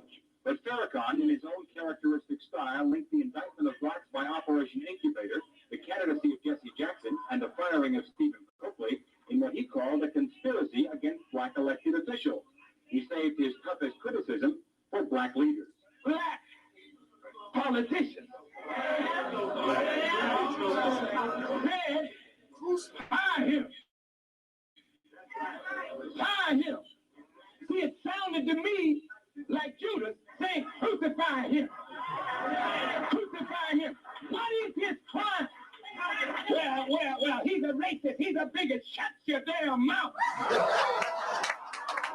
hell are you to call a black man a racist when the blood of the black man dripping from your head? Farrakhan is just wrapping up his speech here tonight. He did not make any anti-Semitic comments as he had in the past, saying he had something to say to Jews, but was told that for a later date. Instead, he said Coakley ought to be given a chance to prove his statements. Well, he's a racist. He's a bigot. Shut your damn mouth. Who the hell are you to call a black man a racist when the blood of the black man dripping from your head? Minister Farrakhan is still speaking now here on the West Side. Although he did say that Mayor Sawyer was wrong, he came down hardest on other black politicians who did not support Steve Coakley. Coakley is on the stage now. He said about, Minister Farrakhan said about Tim Evans that he ought to be ashamed of himself. He also said something interesting now that Steve Coakley does not have a job at City Hall any longer, that Farrakhan was willing to hire him now, and he's going to hire him now as a researcher, and he'll pay him $1,000 a month to continue his work. Reporting live from the West Side, I'm Jim Oliver, the 10 o'clock news. We're going to have more problems. Steve Coakley himself came into our newsroom today for a conversation with him. It didn't happen. I walked in and watched the We're sitting closely. I think your pocket. No, you didn't. And am I threatening you personally? No. In fact, I think we're having a very warm discussion here. Very interesting discussion. Anyway, that's that part. And of course, as I said earlier, eventually that led into controversial plank and that. Oh yeah, that reminded me of this. the party's most loyal. They went to Dukakis and asked him to repudiate me. He was running for president. That's a New York Times story on me. Eugene Kennedy wrote that, quote, virulent anti-Semitism has gripped Chicago's black community. If I were Jewish, I'd be terrified. Professor of psychology at Loyola University retold the Coakley story to Times readers and criticized Jesse Jackson for failing to combat rising anti-Semitism in Chicago. In the Friday edition of the New York Times, the paper Blacks and Jews, it's all about Coakley too. Civil rights leaders and black ministers who denounced what they called outrageous expressions of anti-Semitism that had gained a degree of acceptability among some black politicians. The Chicago Tribune fired back on Saturday against the Times and Eugene Kennedy. More media attention is due, and the issue of black-Jewish relations is back in the news. And what does fired Mayoral aide Steve Coakley have to say about the renewed media attention? Somebody's playing with our feelings, and somehow they're leading us someplace that I don't think we want to go. And it's just a shame that those people who are perpetrating this black-Jewish tension don't come forward themselves to stand up and relate in the issue in such a way that their interests are not hidden. As for attempts to repair black-Jewish relations, Coakley offered little encouragement. Right. The Conduct Group, the Covenant Group, the Black Jewish Dialogue Group, Spies in Chicago, Al Raby, they're all unqualified to resolve this problem. They're disrespected in our community and would do a favor to all of us if they disbanded, started over, identified 5 values to which we would organize around, and then let both communities mutually pick who will be their representatives in this dialogue. The lead of the New York Times article by Eugene Kennedy said, virulent anti-Semitism has gripped Chicago's black community. End of quote. Do you agree with that? Well, virulent means poisonous, and gripped means that it has a rockhold on the stability of Chicago. Absolutely not. I think the record should reflect clearly that there has not been one incidence of violence between blacks and Jews. As for the black leaders that are attempting to heal the city's racial wounds, Coakley had this assessment. Imagine Al Raby, with 99% of the black community supporting Jesse Jackson, was for Bruce Babbitt for president. Does that sound relevant to you? Not to me at all. All right, and now joining us to discuss the state of black-Jewish relations in Chicago are Rabbi Al Raby died. Congregation Rabbi Marks is the one headed that early warning system I talk about from the Jewish Council on Urban Affairs. That's him. He headed the Black Jewish Dialogue. Al Raby did. John Egan, who was assistant to the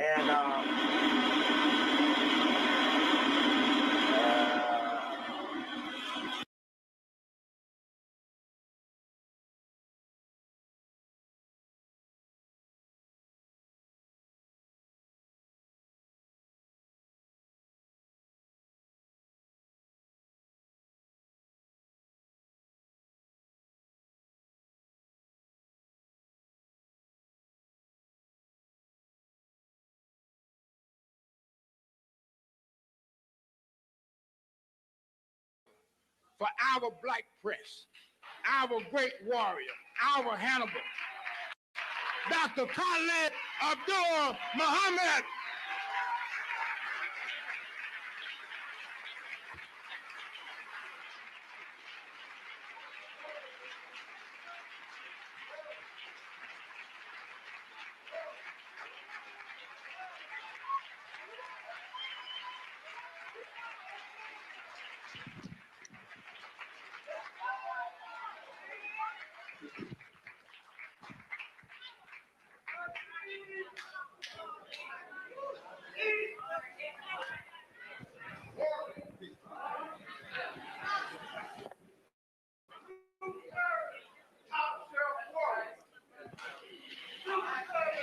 In the name of Allah, the Beneficent, the Merciful, all praise is due to Allah, the Lord of all the worlds. I bear witness that not a spook, not a spirit, but God in the person of black man and God in the person of black woman, in his clearest manifestation, came in the person of Master Farad Muhammad, to whom praise is due forever, and raised up in our midst a divine leader, a divine teacher, and a divine guide in the person of the most honorable Elijah Muhammad. And we thank him, for the Honorable Minister Louis Farrakhan. I greet you, my beloved and beautiful black brothers and sisters, with the greeting words of peace. Assalamu alaikum. Shalom, shalom. Alafia. Praise the Lord. What's up?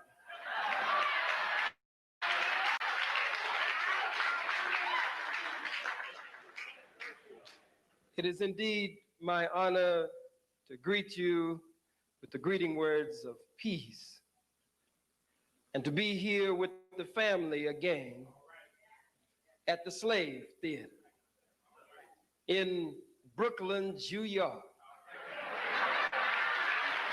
To be here at the Slave and to be on the same dais with that great warrior, lawyer, and freedom fighter and revolutionary, our brother and friend and comrade in the liberation struggle of our people, Dr. and Attorney Alton Maddox.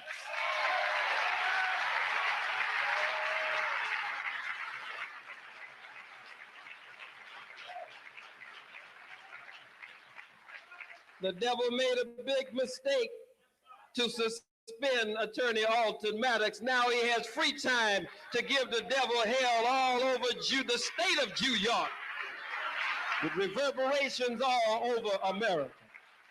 Before we get started, I'd like to call up Brother Morris Powell. Come on up, Brother Morris Powell. Sister Ya Asantewa. Where's Sister Ya? And the key leaders of the vendors on 125th Street, stand to your feet for Brother Morris Powell and Sister Ya Asantewa. Stand up for them, brothers and sisters. Where's Sister Ya, the Chief of Staff, and Brother Morris Powell, the President? Greeting Brother Colin Moore, Freedom Party's candidate for governor of the state of New York. Greeting our warrior lawyer here.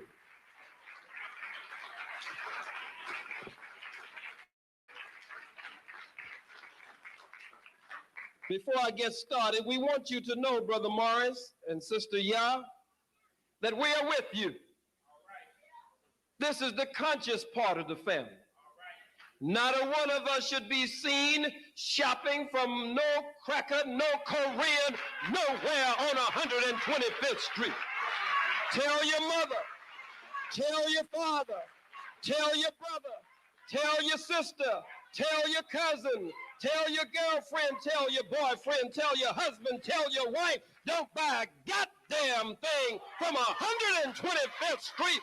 Shut them down! Shut them down! Run these blood-sucking crackers out of town. Shut them down. Shut them down. Run these blood-suckers out of town. God damn it, if we don't eat, they don't eat. If we don't eat, shut them down. Shut them down. Run these blood-sucking bastards out of town.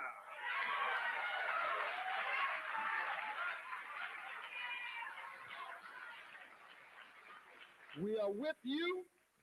We love you. We support you.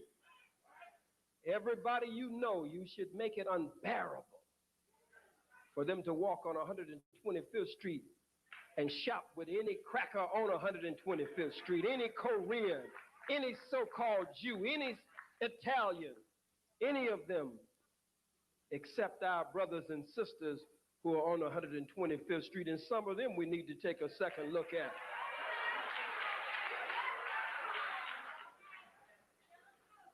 All over this city, white folks are vending on the streets.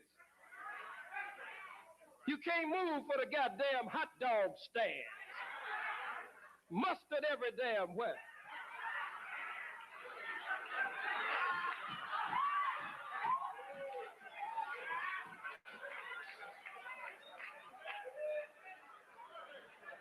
And I don't know what it is about crackers and pretzels.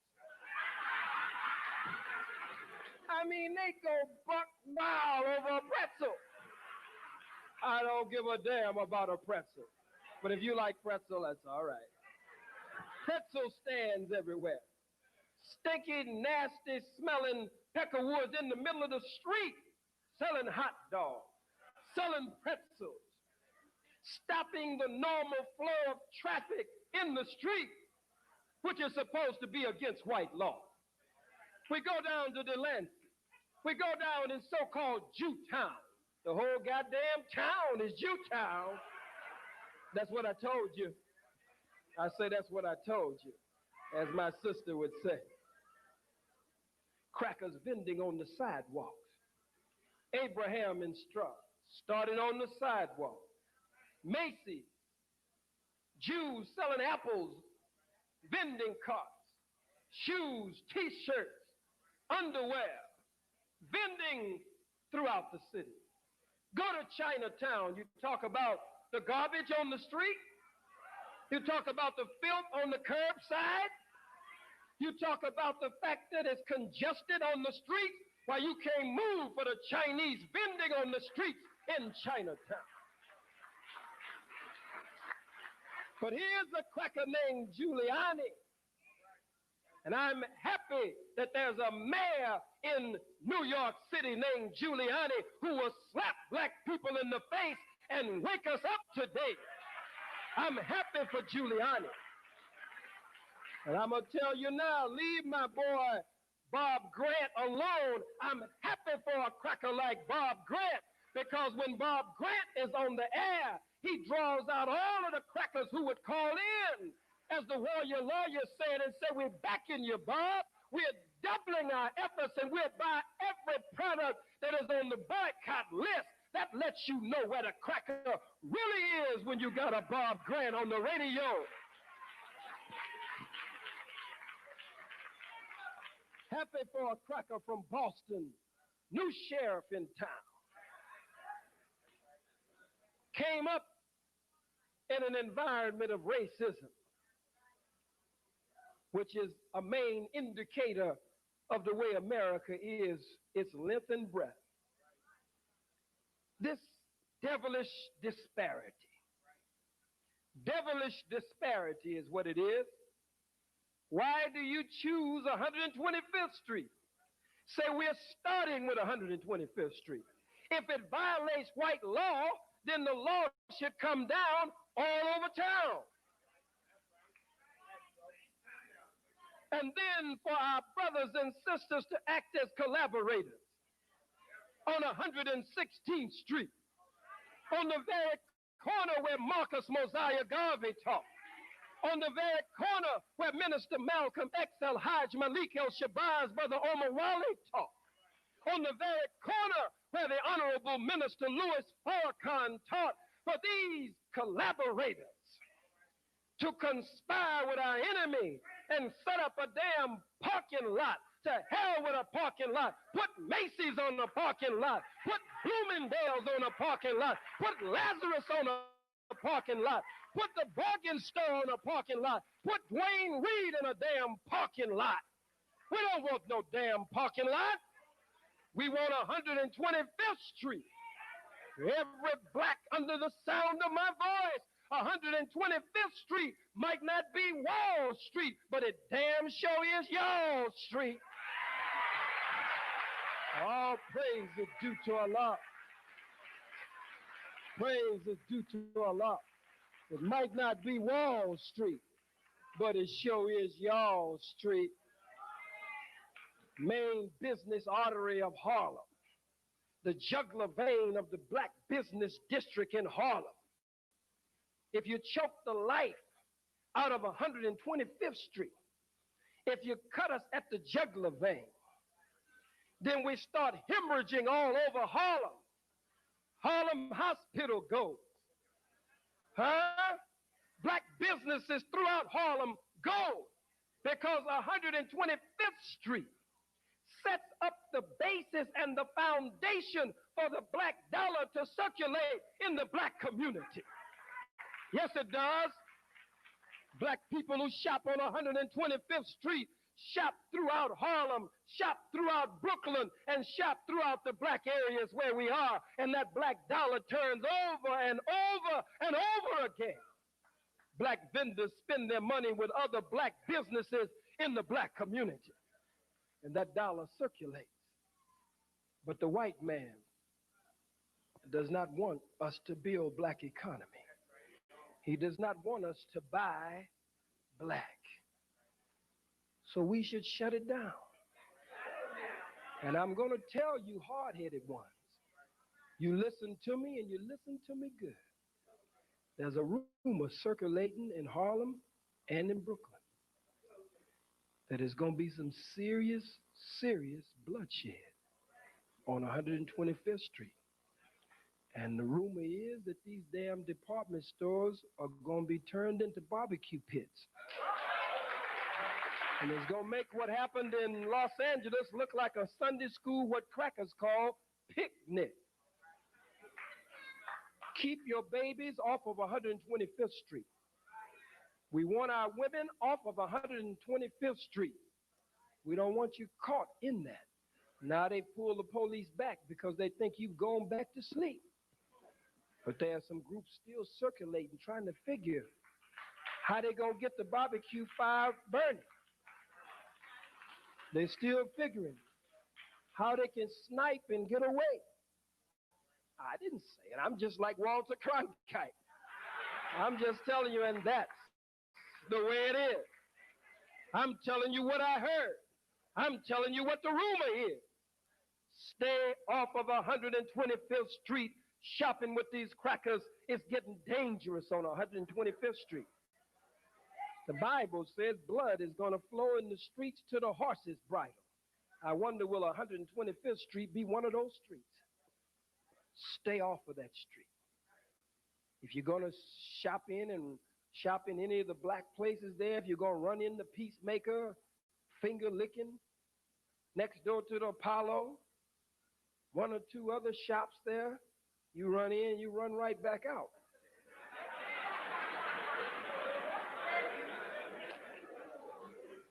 If you're running into the mart, you run in and run back out. But some of them in the mart been running their mouth, talking against the vendors. You got one or two other businesses on the strip. The white man used them against the vendors. The vendors are known all over the world. People come to Harlem to see the vendors. People come to Harlem to see the rhythm, to feel the spirit, to feel the soul, and to see the colorful shopping atmosphere of the marketplace, the African marketplace. And so they come from all over the world to shop in the African marketplace, the number one African marketplace in the Western Hemisphere. All black people throughout New York, whatever borough you're in, this is an attack against us. I want to say a few things with you here tonight, and I want you to bear with me. I want to ask of you your indulgence. I must say to you that indeed I am, and this would be the first time that I would have said this, and I don't know why God put it on my heart to say it here, but he probably put it on my heart to say it here because this has been in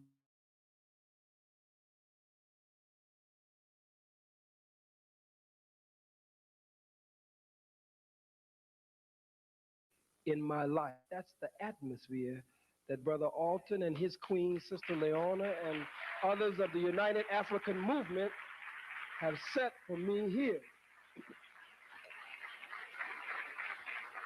So I feel like this is home, and it is.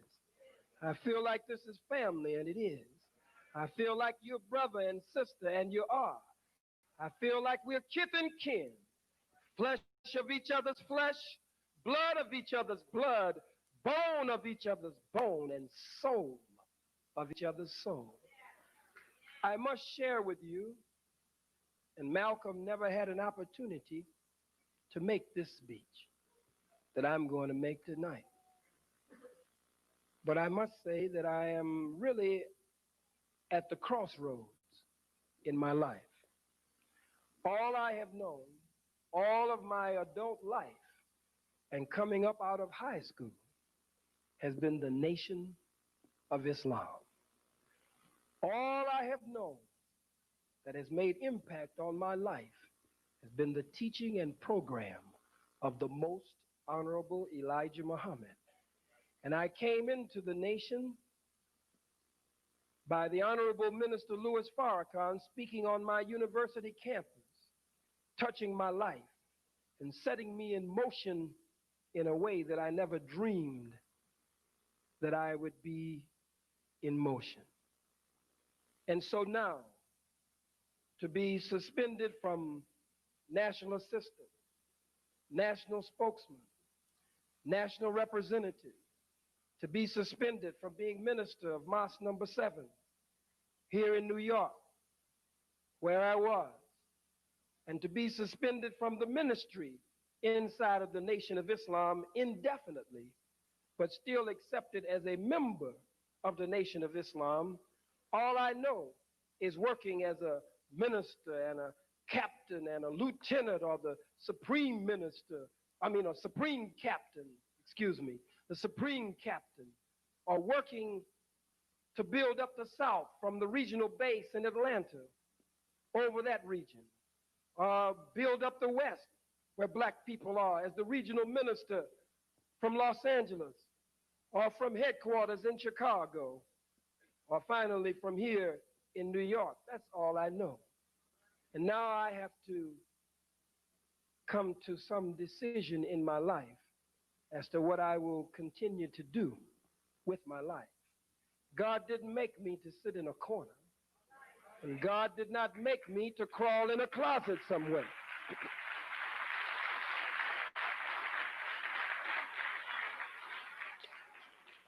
And so now I must, at this crossroads in my life, make a decision on how I will live the rest of my life, working for the liberation and salvation of the black nation.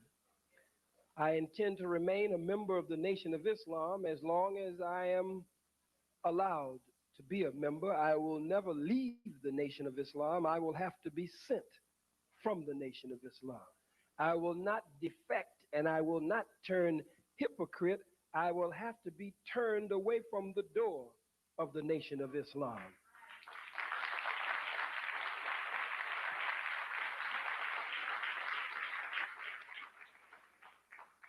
For all of my adult life, I have honored the men of the FOI.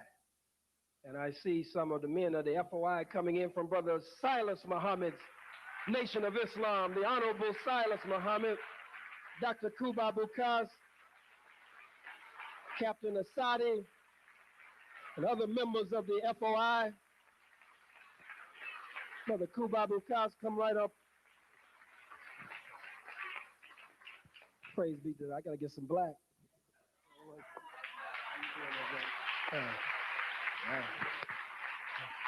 Now that I didn't expect. Oh. Please bear with me. Will you bear with me? May I share what's on my heart with you? I have never, in my adult time with the Nation of Islam and as an official in the Nation of Islam, had to face in any way considering myself at the crossroads, always certain, always sure. But as you will notice, the Nation of Islam, the FOI from Brooklyn, the FOI from Harlem, obviously not present here tonight. I have not spoken to the Honorable Minister Louis Farrakhan. I called the other day and I missed him, and I've called several times and missed him. I hope I'm just missing him. I hope some smart, crooked deceiver, some agent provocateur has not worked his or her way in between me and my father, leader, and teacher the way they did between Malcolm and the Most Honorable Elijah Muhammad.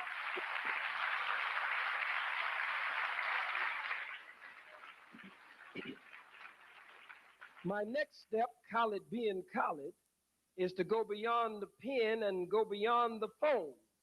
My next step is to go straight to Chicago.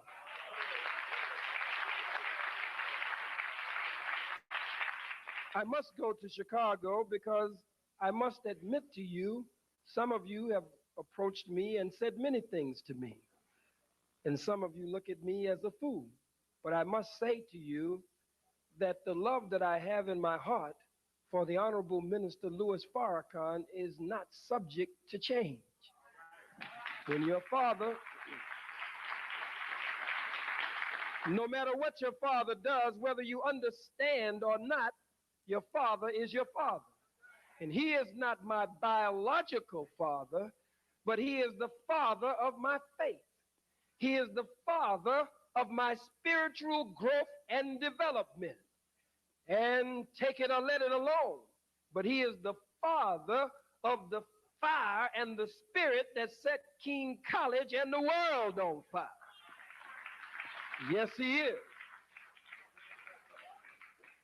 But I hear Brother Eric Muhammad, who visited with him in Chicago to clear up the matter that was discussed here, that Brother Alton Maddox went on the point, as he always goes on the point, and on the front lines when any of us are threatened. That issue that you remember, the father over this house, Brother Alton Maddox, bringing to you, as Brother Eric stood from this rostrum with tears running down his face, the Honorable Minister Louis Farrakhan came into the city and cleared that matter up. And ultimately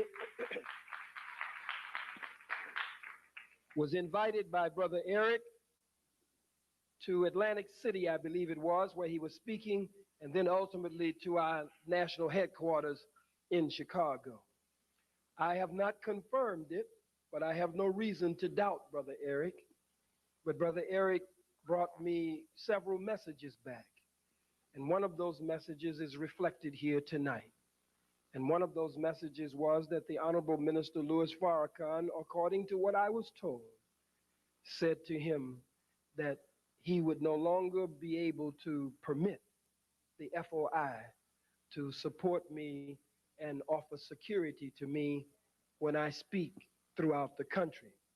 My speaking tour begins this week, and it seems to be picking up momentum quite fast.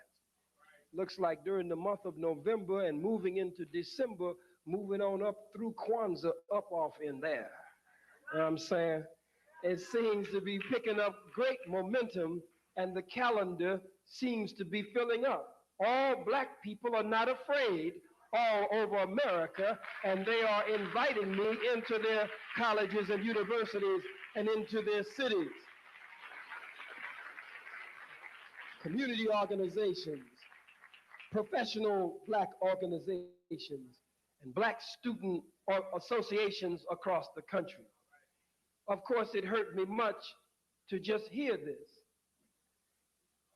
I first must verify it and hear it directly from the Honorable Minister Louis Farrakhan. This is very painful to me. Not that I feel that I need security. I'm capable, by God's grace, of raising up security all over America. By God's grace and what I have learned from the Honorable Minister Louis Farrakhan, and my military teacher, formerly known as Imam Ali Rashid or Captain Edward Tuex. Some say, why don't you just be quiet? Some say, stronger than that, why don't you just shut up? Shut your big mouth. Go sit down some damn way. Just get quiet. Some say, let's evaluate it, because at the close of this evening with this family town meeting, I'm going to ask you what you feel. Some say Malcolm never had a chance to be quiet. Some say Malcolm never had a chance to reflect, to just go in within himself and pray and meditate. Some say that if Malcolm would have had that opportunity, that he might be alive today. Many say much. Some say go to an island somewhere, withdraw 6 months to a year. Let the Honorable Minister Louis Farrakhan know before you go that you're just going into prayer and fasting and meditation, and that you'll be making no public appearances. That since he did not silence you, that you've got enough sense to silence yourself. Can't you see you are interfering with his work? Can't you see that you are undermining Minister Farrakhan and the Nation of Islam? Some say, start your own organization. I'll be with you. I got your back. I say, the hell you do.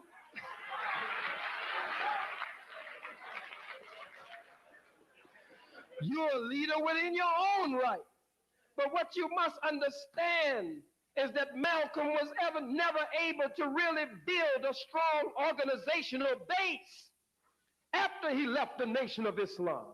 He started the Muslim Mosque incorporated in the Teresa Hotel, but it never really got up off the ground. He moved from the Teresa Hotel, from the Muslim Mosque Incorporated, to set up the OAAU, the Organization of African American Unity, but it never really got up off the ground. Why? Because Malcolm was half here and half there.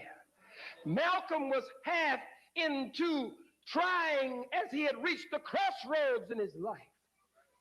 He had now come to the conclusion that he must make a decision with the rest of his life. His head was taking him in that direction, but his heart was still with Elijah Muhammad. I can't just run off some damn where and start doing something crazy because my head tells me to do that if my heart is still with Louis Farrakhan. And so I'm at the crossroads in my life. At the crossroads. And I must pray, I must fast, I must find some time to reflect.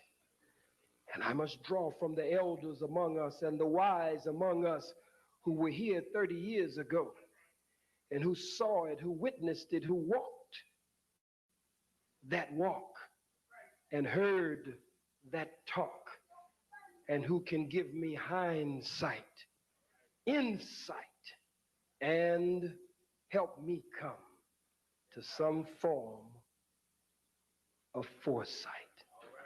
Malcolm never had this meeting. After Sunday, February 21st, 1965, Malcolm was not just shot in the legs. They riddled Malcolm's body with bullets. When there's a void like this, there's a gap like that, the they that I'm referring to is the enemy will step in the void. The enemy will step in between father and son, student and teacher, leader and follower. The enemy steps in. And many times when the enemy steps in, the enemy intends to kill two birds with one stone. The enemy intends to kill Khalid Muhammad and lay metaphorically the body of Khalid Muhammad at the door of Louis Farrakhan.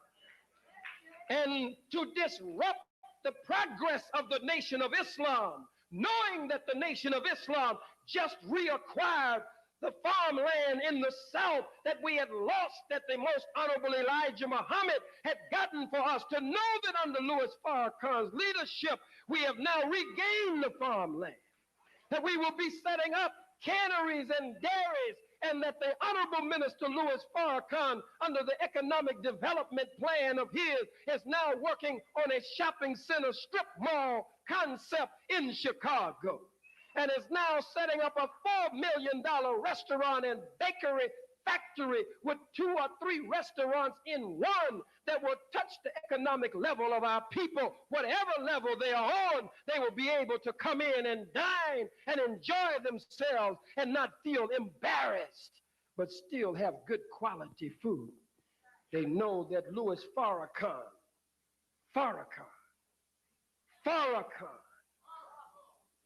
has now done what no other black leader has ever done in the history of our sojourn in America. No other leader has ever come among us. No matter how great the work was of the great Honorable Marcus Mosiah Garvey, no matter how great the work of El Hajj Malik El Shabazz, Minister Malcolm X, no matter how eloquent the Reverend Dr. Martin Luther King Jr., Louis Farrakhan, the Honorable Minister Louis Farrakhan, can go into any city, walk into Madison Square Garden, and black people come up all out of the subways from the Bronx, from Queens, from all the way out to the island, the most remote island, from Brooklyn, from Harlem, from Connecticut, from Pennsylvania, black people from Jersey, black people from all over. You can walk in Philadelphia, in Washington, D.C., in Atlanta, Georgia, in the new Superdome, in Los Angeles, in the sports arena, in the Coliseum, outdoors, in the Forum, wherever. And black people consistently, thousands, pack in. Some pay $10, some pay $50, some pay $100. They stand in the ice, they stand in the snow. Louis Farrakhan can call thousands of black men together in the South, in Houston, Texas, 35,000 black men. Black men come to respond to the voice and to the wisdom and guidance of one man. Black women in Atlanta, black women in other cities, thousands of black women come to hear the guidance, the wisdom of Louis Farrakhan. 30,000, 40,000, 50,000, 60,000, 70,000. No other leader in the history of America has been able to so impact on the masses of our people and could gather them in every city in the thousands upon thousands, even with the enemy doing everything he could to discredit him. No other leader. And so my head may say one thing as I listen to what you put in my ear, but my heart is with Farrakhan. So I'm at the crossroads in my life. For a moment, there were no speaking engagements. For a moment, black people who pretended to be close to me started running from me.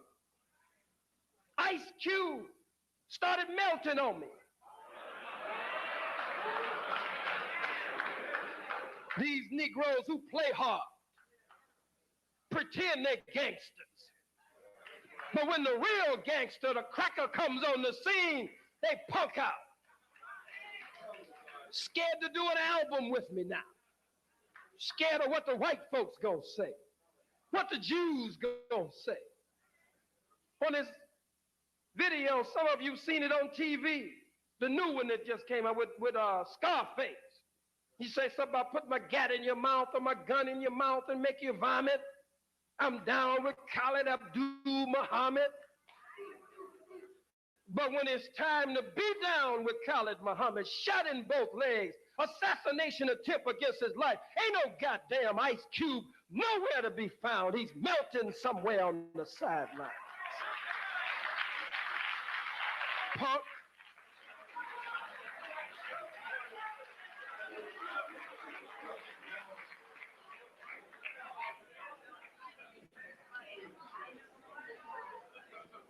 Coward University or Coward University, sometimes called Howard University, but it's Coward University. Banned me from the campus. Last minute banned me. Sabotaged the event.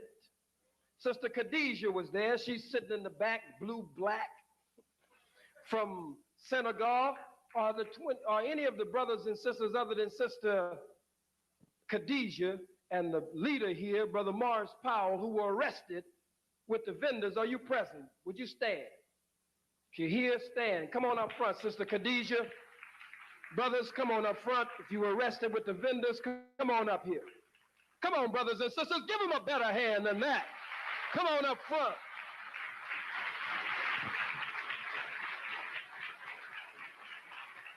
Come on up front.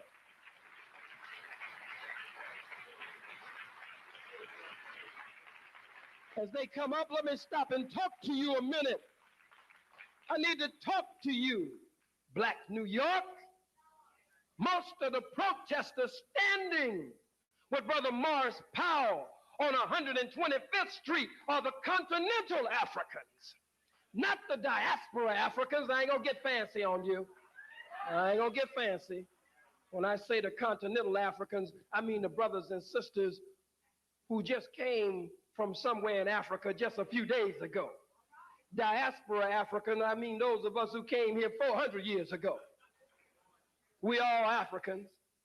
We all black. Huh? To our brothers and sisters there, the same dog that bit you bit us too. I don't see many of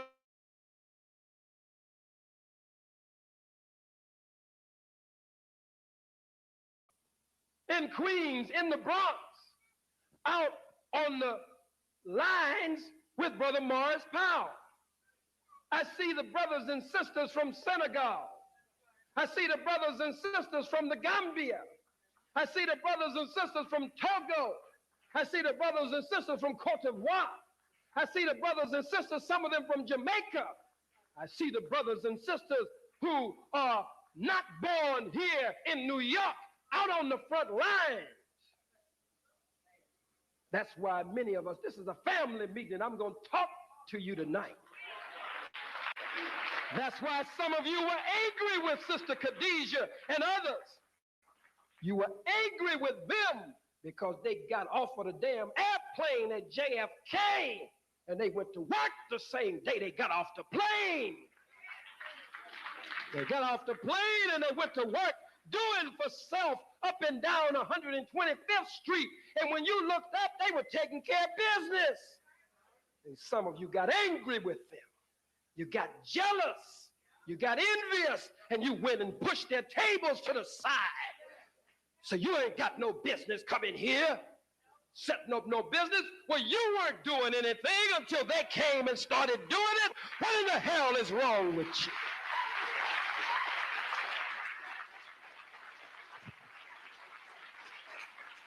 But there's a reason you weren't doing anything. You weren't doing anything because you, as the Masons and the Eastern Star say, you've been struck a blow to the head at the East Gate, which rendered you dead. And you've been carried on a westerly course and buried in the north corner where there is no light, in a shallow grave, and a sprig of acacia evergreen is placed on the grave to show that there's life still in the grave.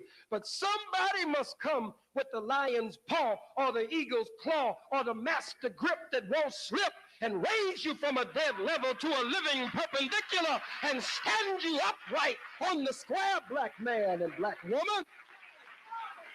The most honorable Elijah Muhammad told the Honorable Minister Louis Farrakhan, He said we must teach the black man and black woman the lost found nation of Islam here in the West. He called all of you Muslim, all of you righteous by nature.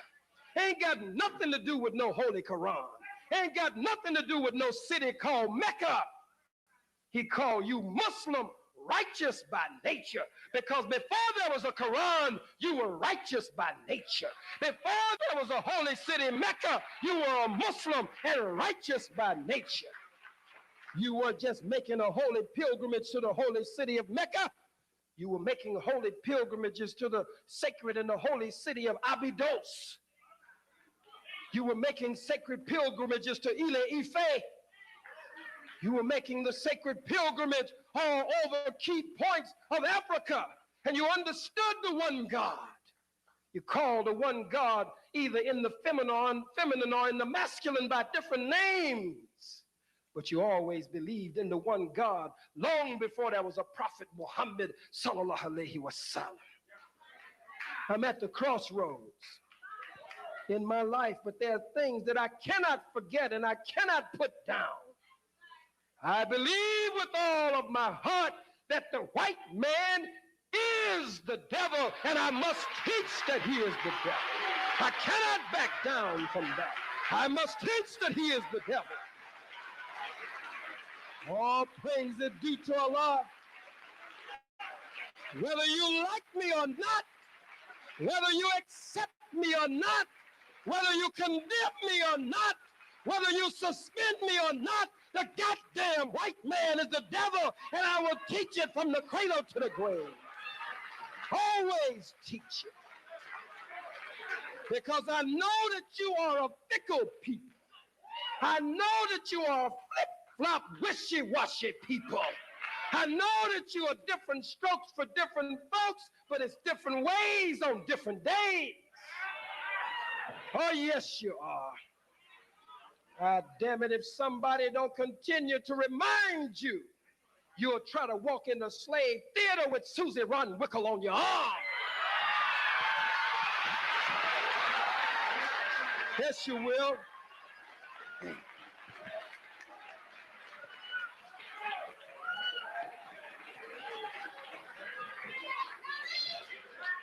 God damn it, sister, you'll try to come in here with Bob, Bill, Larry.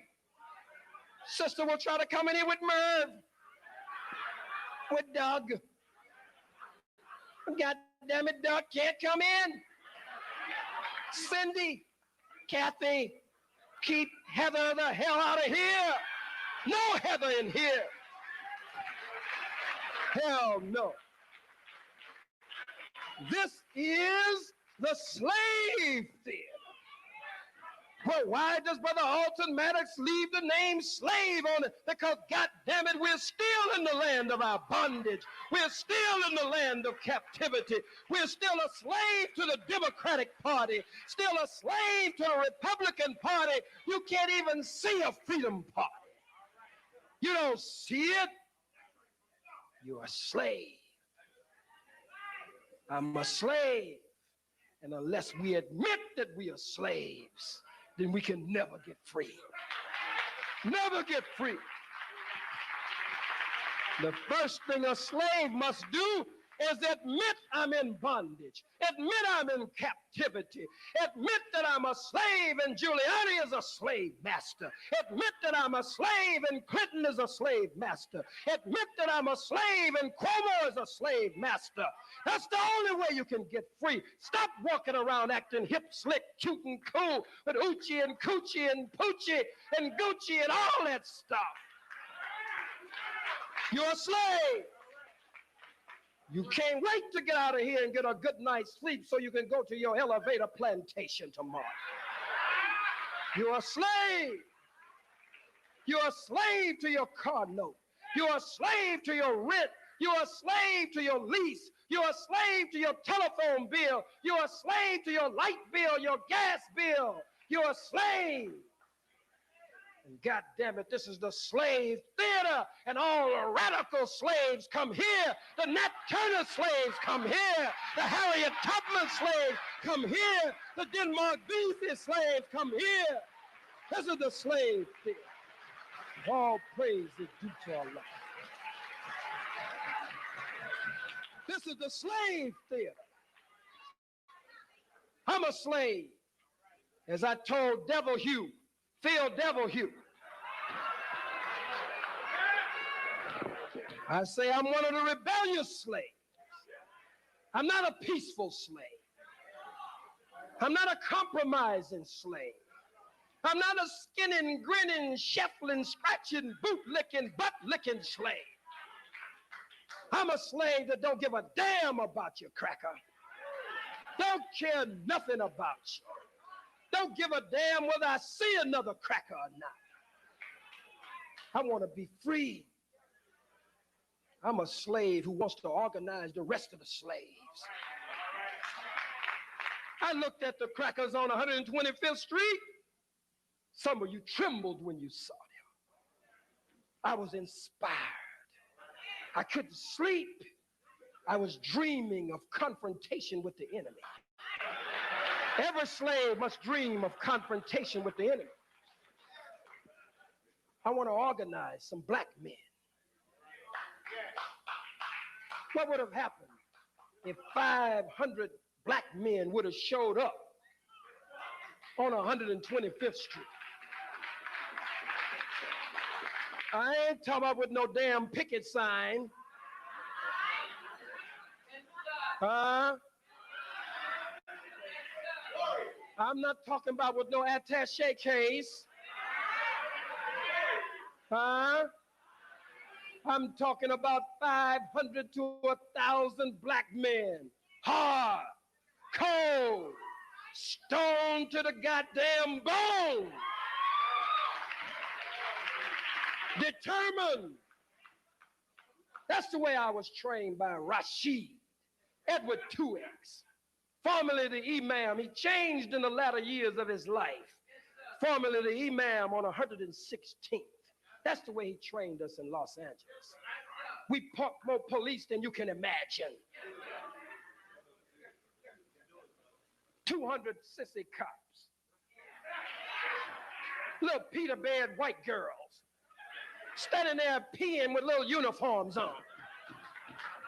Little Peter Bed, what you call them, what kind of rangers they got on TV? Little Peter Bed watch Power Rangers, Peckerwood boys, Pac-Man boys, standing there, video game white boys with blue uniforms, trembling, knees shaking in their pants.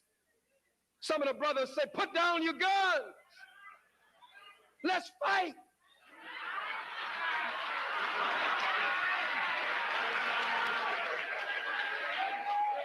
Put down your guns. Let's fight. We ain't scared. Some of the brothers. And they start. No. But what would have happened? Listen to me. What would have happened if 500 to 1,000 fearless black men showed up on 125th Street? You got a cracker standing here. You got one standing there. Hypothetically, this one is right-handed. So he draws with his right hand. His gun is on his right hand. My captain taught me when he would post us up on crackers, when they rolled down on us, that's the way he stepped out of his car. He stepped out of his car in charge. Black man. Ain't scared of the LAPD is wild and crazy. But we were trained on the LAPD. He stepped out of his car in charge. And he was calling out who their leader was. Who's in charge here? Cracker would step forth, and before you could get it out of your mouth, he was posting us up. You got that one there. You got that one over there. You got him over there. The two of you on him, man. Post up on him. If he's right-handed, he posted us up on his gun side. Can you imagine a cracker just left his mama's house month before last and read a goddamn sign in the subway that told him he was New York's best? Standing there and a cold black man step up to his gun side and another one step here and just stand there. If he moved for his gun, you on his gun side. And all up and down 120th Street, 5th Street, we post up 1-on-1, sometimes 2-on-2. What Michael Jordan would call a full court press. Full court press. I don't send you. I'm on the front lines. I go. I was in and out of the jails, day and night when he was in, when they were in. Down there dealing with them crackers. Down at 100 Center Street the next morning, early. God damn it, before they could get the doors open, I was there. That's the way I was trained in the FOI. That's the way I was trained. And that's the way I trained others as the supreme captain. Can you imagine us posting up on them all up and down? Not just there, but posting up. We would have won some, we would have lost some. That's the nature of war. But I bet you one thing, it would have changed the face of New York and the world. If 500 to 1,000 black men were whipping white behind all up and down 125th Street. There must be 500 black men like that somewhere. You fight each other. What's this project here where the Chinaman just killed our brother tonight? Red Hook. Chinaman just killed a brother. Chinaman that run the cleaners there in Red Hook. Shot him dead, brother laying in a puddle of blood. Bad project brothers.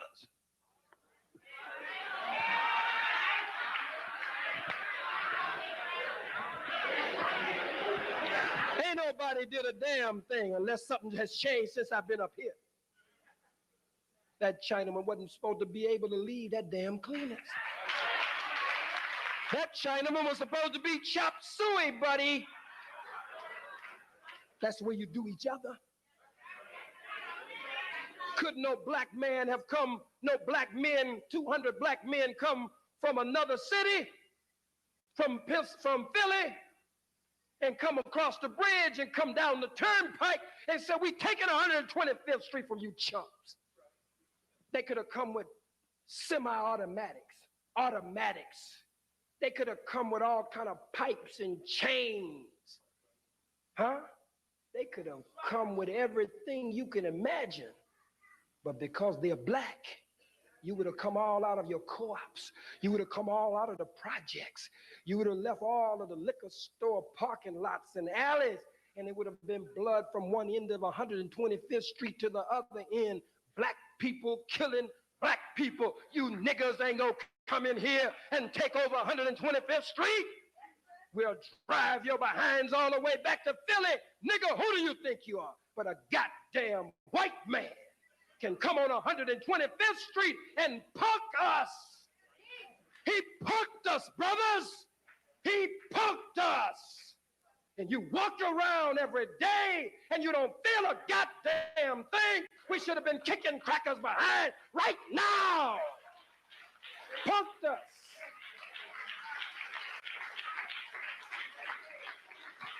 You black women better wake up. It's gonna get worse.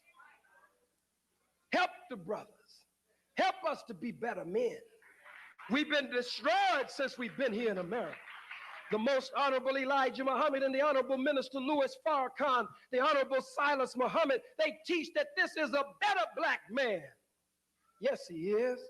But 400 years of slavery, suffering, and death has tampered with the nature of the black man. Help us, sister. You shouldn't let a brother talk to you unless he's a soldier. Unless he's a cold soldier.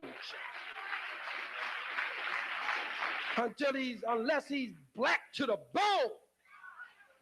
Let some jellyfish up in your face. Some weak, chicken-hearted brother. If it's me, some weak, chicken-hearted brother, go come up in your face. I don't care if the nigga got on a little funny-looking GQ coat like this one. Get him out of your face. You fool around and accidentally have a baby, and the baby be as sorry as the nigga in your face.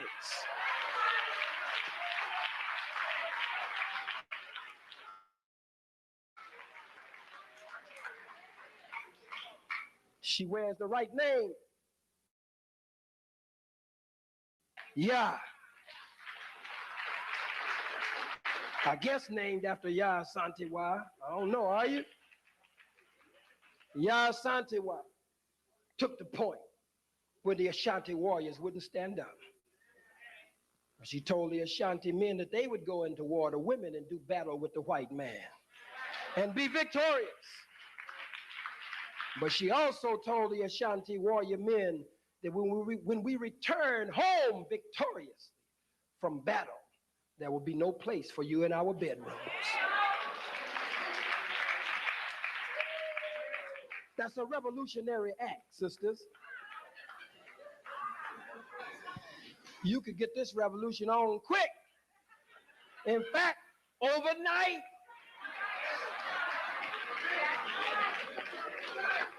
You play a key role. You tell me we don't have 500 black men who would stand up and face this cracker? Some of you could drag 4 of them crackers down the streets. And the cats with the white shirts on, big pot belly crackers, just barely could move their bellies. Oh, they quick with their guns if they can get to their guns. I'm talking about war. I'm talking about being willing to defend your women and your children and your babies.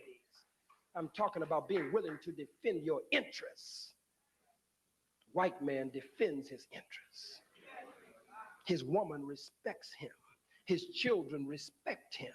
His babies respect him. Soon as an argument break out in the house, your wife or your woman tell you, quick, you better shut up, nigga, I'll call the man on you. I'll call the man on you. The is the definite article. And anytime you put the or the with something, it epitomizes it. It standardizes it. If she says, I'll call the man on you, she means that I, you, we are not men, but she's calling the real man who is a man in her eyesight, who really has real power. I'll call the man on you. I'm looking for 500 fearless, 1,000 fearless, that we can begin to organize. We got to get the head straight. We got to get the heart straight. We got to get our culture straight. We got to get our God straight. We ain't going nowhere without God in the person, at the center of our being and at the center of whatever we are being and becoming at the same time. I'm about to wrap this up. I'm at the crossroads in my life. If my suspension is indefinite, I don't know anything to do. I can't do what Malcolm did. I don't have that kind of character. I can't attack my father in the public. I just can't do that. I can't go against my father in the public. Louis Farrakhan made me what I am. I can't do that.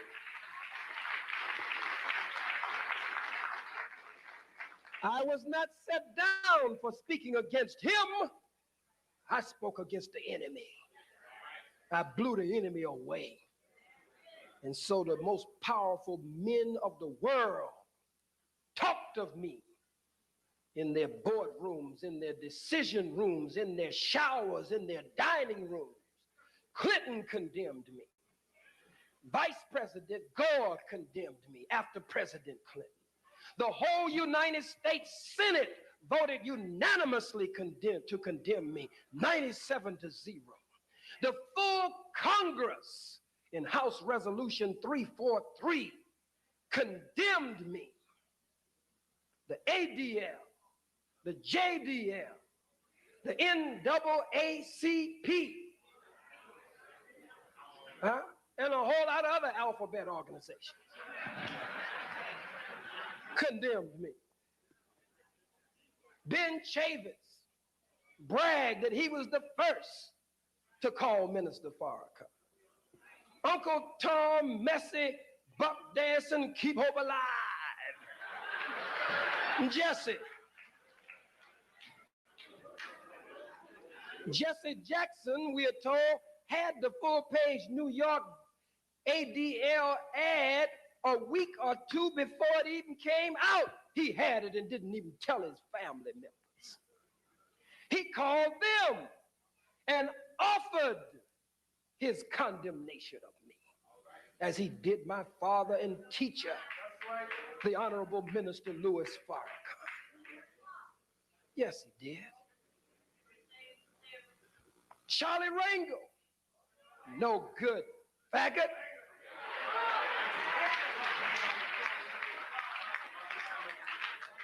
You should be sick of these niggas. These niggas should have to jump out of their cars and run in the office and lock the door behind them and peep through the blinds because their angry constituents are about to tear the building down brick by brick.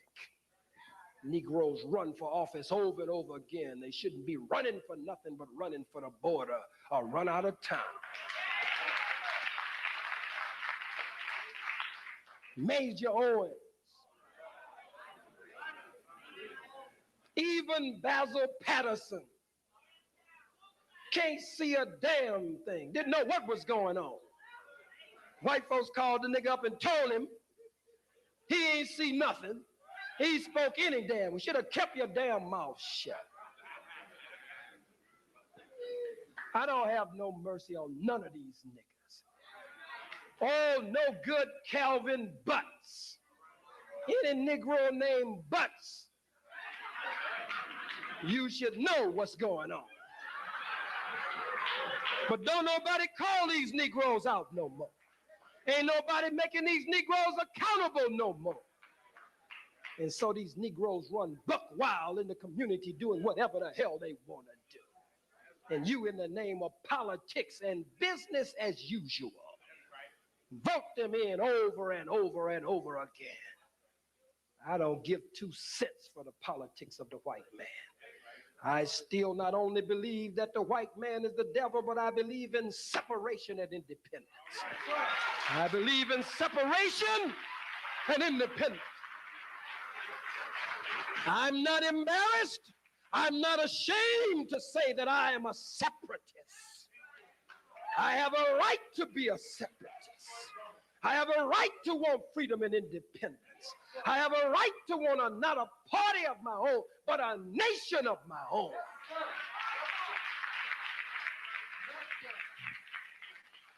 I'm a separatist. I want a flag of our own. I want some land of our own. I want our own rules, our own regulations. Got all these no good bastards from these white independent political parties on the ballot. All of them made it. But the only black independent political party, they pull a tech on us. But the Libertarian Party made it with 11,000 signatures. They claim we had over 13,000. We had more than the Libertarian Party had. But the Libertarian Party, they were liberal with them. And so they ruled in their favor. But all of this, if it doesn't happen through us, I pray that it will happen through our babies or our babies' babies, that we will stop going around and round on these damn Ferris wheels, merry-go-rounds, up and down, round and round. I'm a separatist. I will be one of the separatists who will be proud to say it. and will not hide and say it. I will say it from the mountaintop that I want to be separate from this no good white man. I want to be separate from his lies, from his evil, from his wickedness, from his devilishment, from his tricknology. I want to be separate from him. The most honorable Elijah Muhammad taught us of the fall of America. The fall of America. In his great and illuminating book, Message to the Black Man, where he talked to the black man and the black woman, and in his works and in his speeches and in his writings and in his articles and his columns, he said that it is better to teach the black man and woman separation than to teach them prayer. That's right. Let me run that by you again. The most honorable Elijah Muhammad said it is better to teach the black man and woman separation than to teach them prayer. Why did he say that? He said it because God taught him about the nature of the black man and woman. He said it because the black man is righteous by nature. The black woman is righteous by nature. We are other than that by circumstance and consequences, formed and fashioned after 400 years of slavery, suffering, and death under the wicked foster parent of ours, the devil, the white man himself. And so he knew our nature was righteousness and good. And he said it is better to teach us separation than prayer, because he said if we could just separate from the white man, our true nature would come out anyway, if we could just get away from the white man.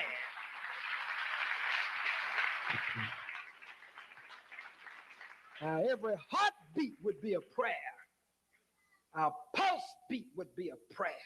The rhythm of our being is in honor and in glory and prayer to the Creator. Better to teach separation than to teach prayer. But you arguing all up and down the streets of New York, arguing over this verse from the Bible,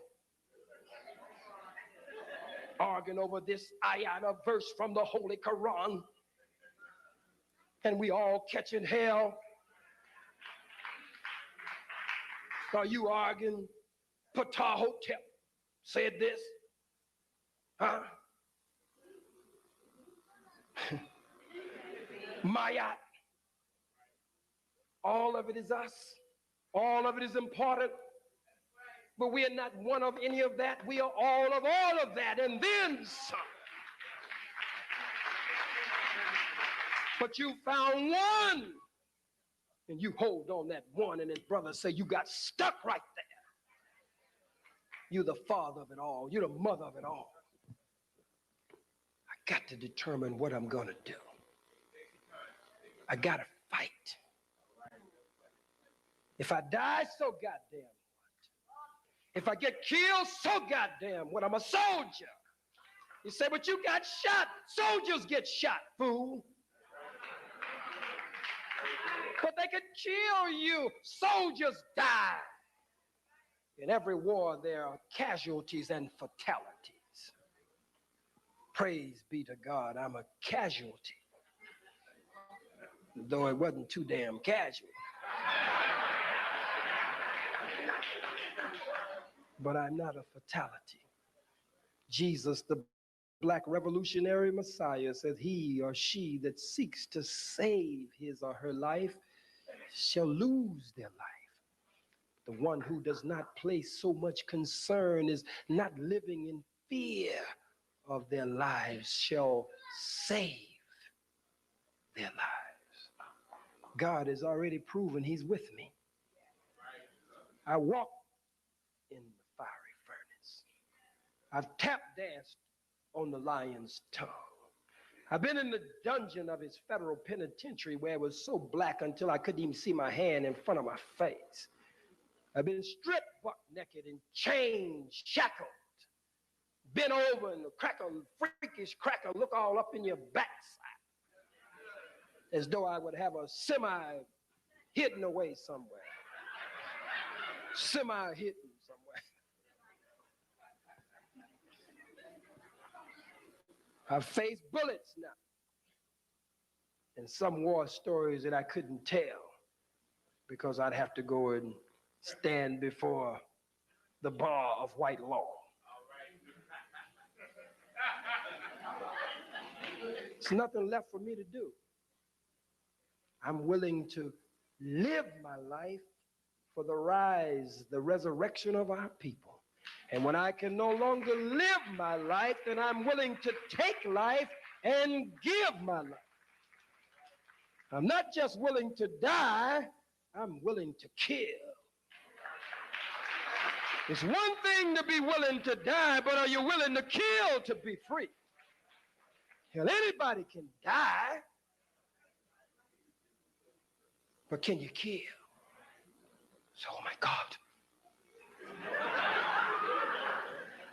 This nigga's talking about killing. He really is at the crossroads.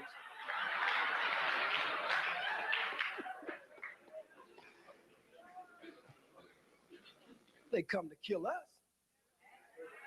They don't have no respect for us. Attorney Alton Maddox says he approaches every case from one major premise. That's Dred Scott. Dred Scott decision said that no black man or woman has any rights that a white man is bound to respect. No black man, no black woman has any rights that a white man is bound to respect. So Chinatown, yes, vending. Jewtown, yes. Italian town, Polish town, Korea town, Jap town, whatever, yes. But 125th Street, no. No black man or woman has any rights that a white man is bound to respect. Grabbed Reverend Al Sharpton, arrested him in front of his own place that he has established as a business, selling Bibles and Bible games. Damn.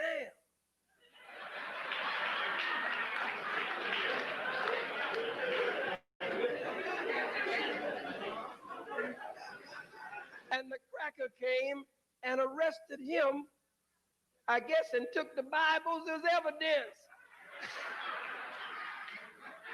I wonder if the Reverend goes on the stand, will they use one of them same Bibles to swear him in?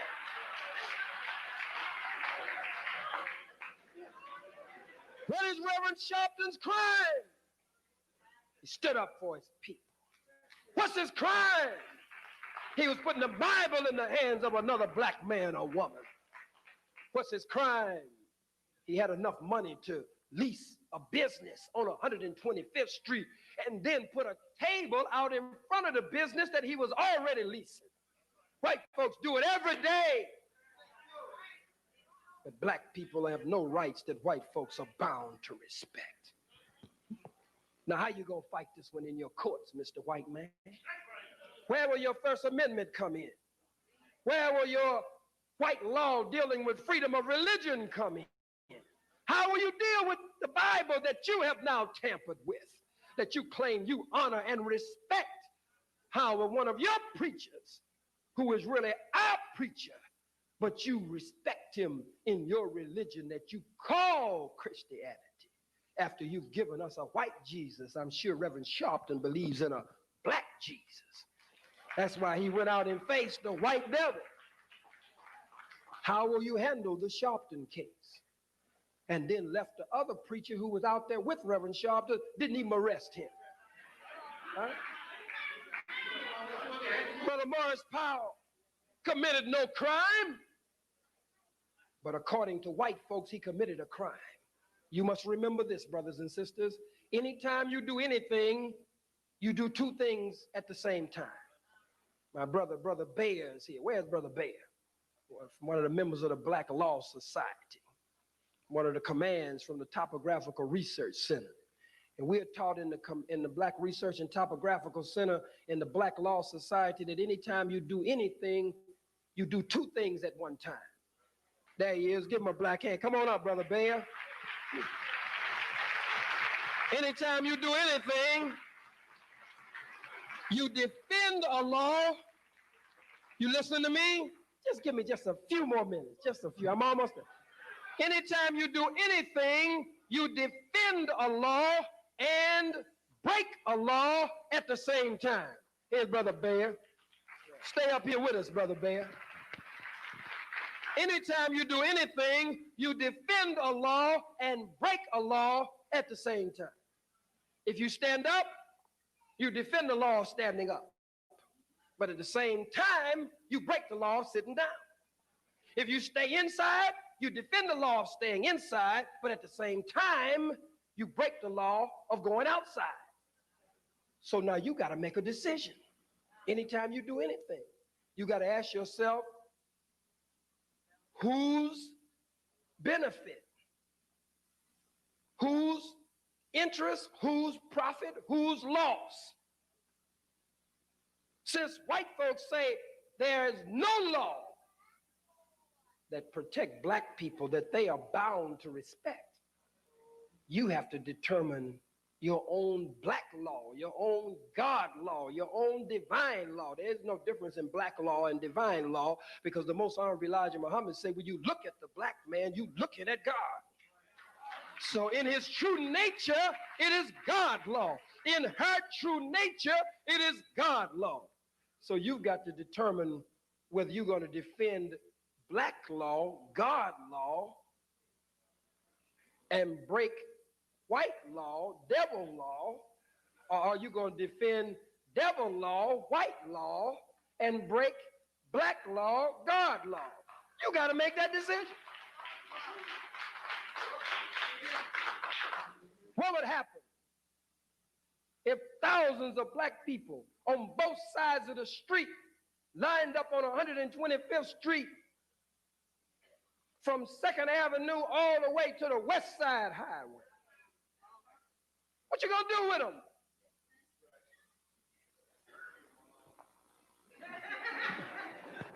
What you gonna do with him? What's his crime? He broke white law. What's Brother Morris Powell's crime? He defended black law. He's working to feed, clothe, and shelter black self and kind. That's a crime to white people. He's breaking white law. He's breaking devil law, but he's defending God law, defending black law at the same time. How many, now as I wrap it up, how many will help us shut down 125th Street? How many are serious? How many will call? You know how we can work that telephone.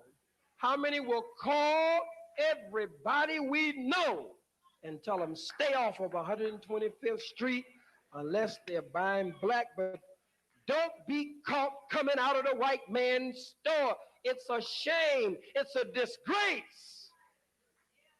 We're going to be looking. And I'm telling you, there is going to be violence on 125th Street. There's going to be violence. Stay off of 125th Street. Somebody's going to get killed. We don't want to, I don't want to be out there. Do you? Let the white folks shoot each other. They do it all the time. They call it friendly fire. I don't want to have nothing to do with it. You don't want to have nothing to do with it. Keep our babies off of 125th Street. Keep our children off of that street. Don't be a fool. Keep them off of that street. And you stay off of that street. Let it dry up. Wouldn't it be wonderful to turn on the news and see big trucks backed up to the doors of the stores and the crackers going home crying? I looked at the blood-sucking crackers in Los Angeles. The Koreans and others, they were snotting and crying. I lost everything. Everything I had was in here. And I just hollered and hooped and wallowed on the floor and said, all praise is due to Allah.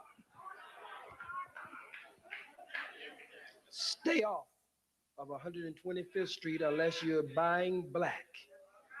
Don't be in those shops and stores. And again, keep our babies off of the streets. And we don't want our women trampled in those stampedes and running crowds and flying bullets to be caught in a hail of gunfire. Stay off. Stay away. Let 125th Street go to hell. Let it go to hell.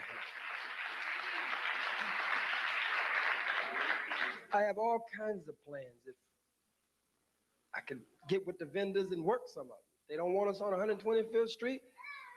Some other plans we got right there strategically dealing with 125th Street. Somebody say they want to now negotiate for giving back a few blocks on the opposite side of the street. We don't want no damn few blocks on the other side of 125th Street. We want all of 125th Street.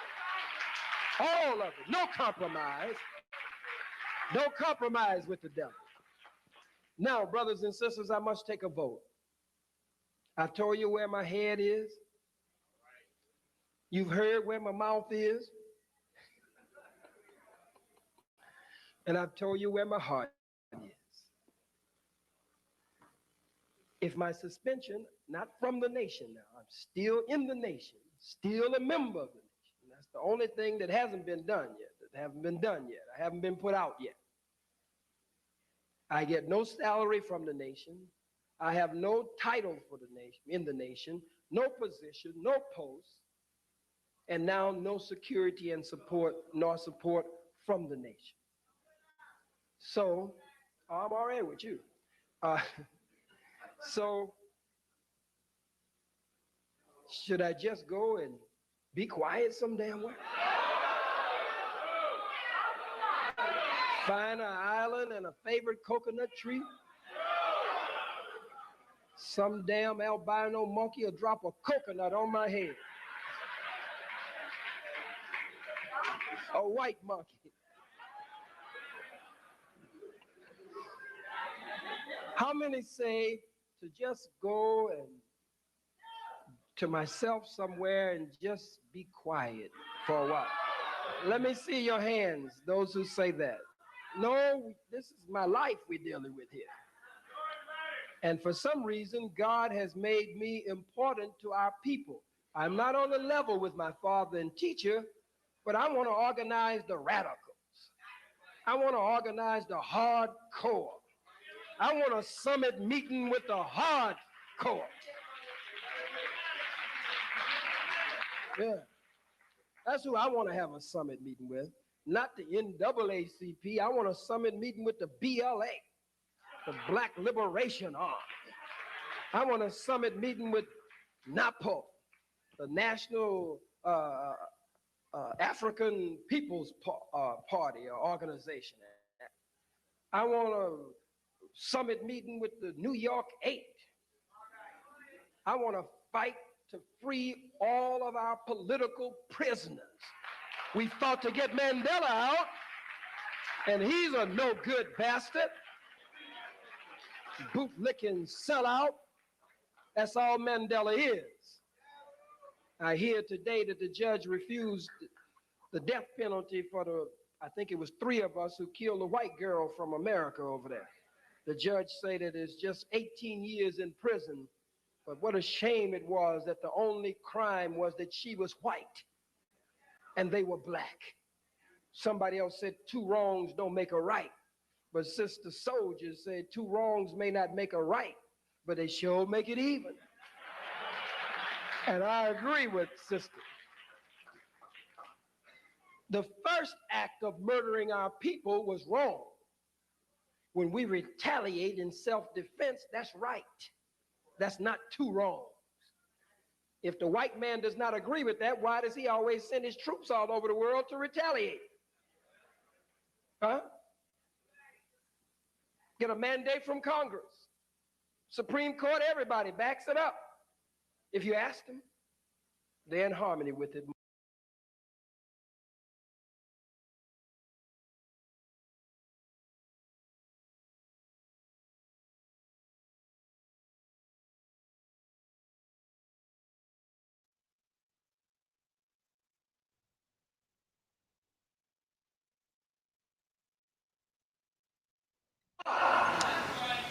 Well, now let's analyze. What does my teacher want of me? My teacher wants what he calls a refined representation of the Word of God. What does my teacher want of me? What does my Father expect of me? He says that he wants the message of God given to the people of God in a way that will elevate the people of God and bring them up from the condition that they are in and bring them up from the filth of the white man's world and the white man's way. And so this tribe, I must say to all of you, you must not attempt to judge me. It's easy to judge if you're not the one taking the test. Yes, sir. Some of you know you would get an F. You know you would get an F. You would have flunked a long time ago. The devil blew me up all over the world. He took a calculated risk that I would get the big head and turn against my father. But even I believe when my father was spanking me before the world, CNN and all the networks, satellite all over the world, I believe in his heart and in his mind, somewhere in his mind, he was saying, Colin won't turn. Colin is not going to defect. Colin is not going to turn, I repeat, on me. And he was right. The love that I have for Louis Farrakhan is not subject to change. If it hasn't changed in all this time, it's not subject to change. If the tests and the trials and the tribulations that I've already undergone haven't destroyed it, it's not going to be destroyed. And I believe that it is not only enduring, but it is eternal and everlasting. In a few moments, as you think over these words of mine, in a few moments I will, as we do in the African village, ask your opinion and your feelings and your input and your wisdom and your counsel. And of course I will weigh it all, but I will take it to the God in prayer. And as I meditate, I will meditate on my thoughts, but I will also meditate on yours. To me, one of the worst things in the world is to be what is called in the scripture a Judas. A Judas in the New Testament, a Kalat in the Old Testament, or to be what is called in Islam a hypocrite. One of the worst names that you could be called by, a hypocrite. To say one thing one day and then be another way the next day. I believe I was born to give the white man hell. And I believe I will die giving the white man hell. And I'm not subject to change at all. I will be consistent straight down the line. What is my crime? Being hard on the enemy, hard on the oppressor. In some parts of the world, they're killing the white man. That's right. You've got some revolutionaries, like the revolutionary there, where they're supposedly working on some peace agreement, peace accord. Revolutionaries strap themselves with high explosives, put high explosives in vehicles and ride off into the middle of the Jews, the white imposter Jews, and blow up as much of the town as they can blow up. That's a dedicated warrior. That's a dedicated soldier. That's a soldier that believes that he was born to kill the enemy. I only spoke words against the white man. I want to kill the white man. And you, some of you are upset with me over the words where you didn't have to say it that way.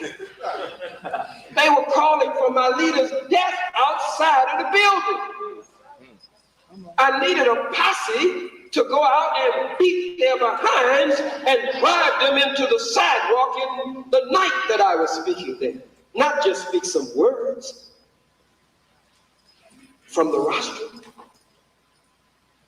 At the crossroads. Why do I say at the crossroads? At the crossroads in terms of whether I will leave the Nation of Islam, that's not a decision for me. I don't have to make that decision.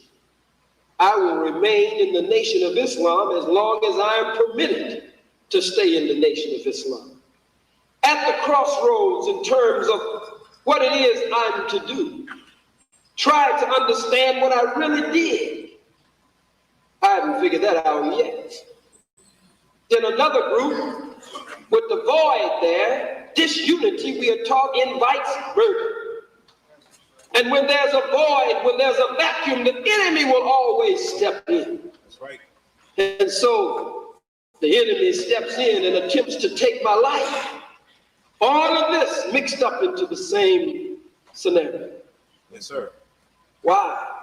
Because I stand boldly against the enemy. Boldly against the white man. There are things about me as I move toward the conclusion that will not change. I believe with all of my heart that the white man is the devil.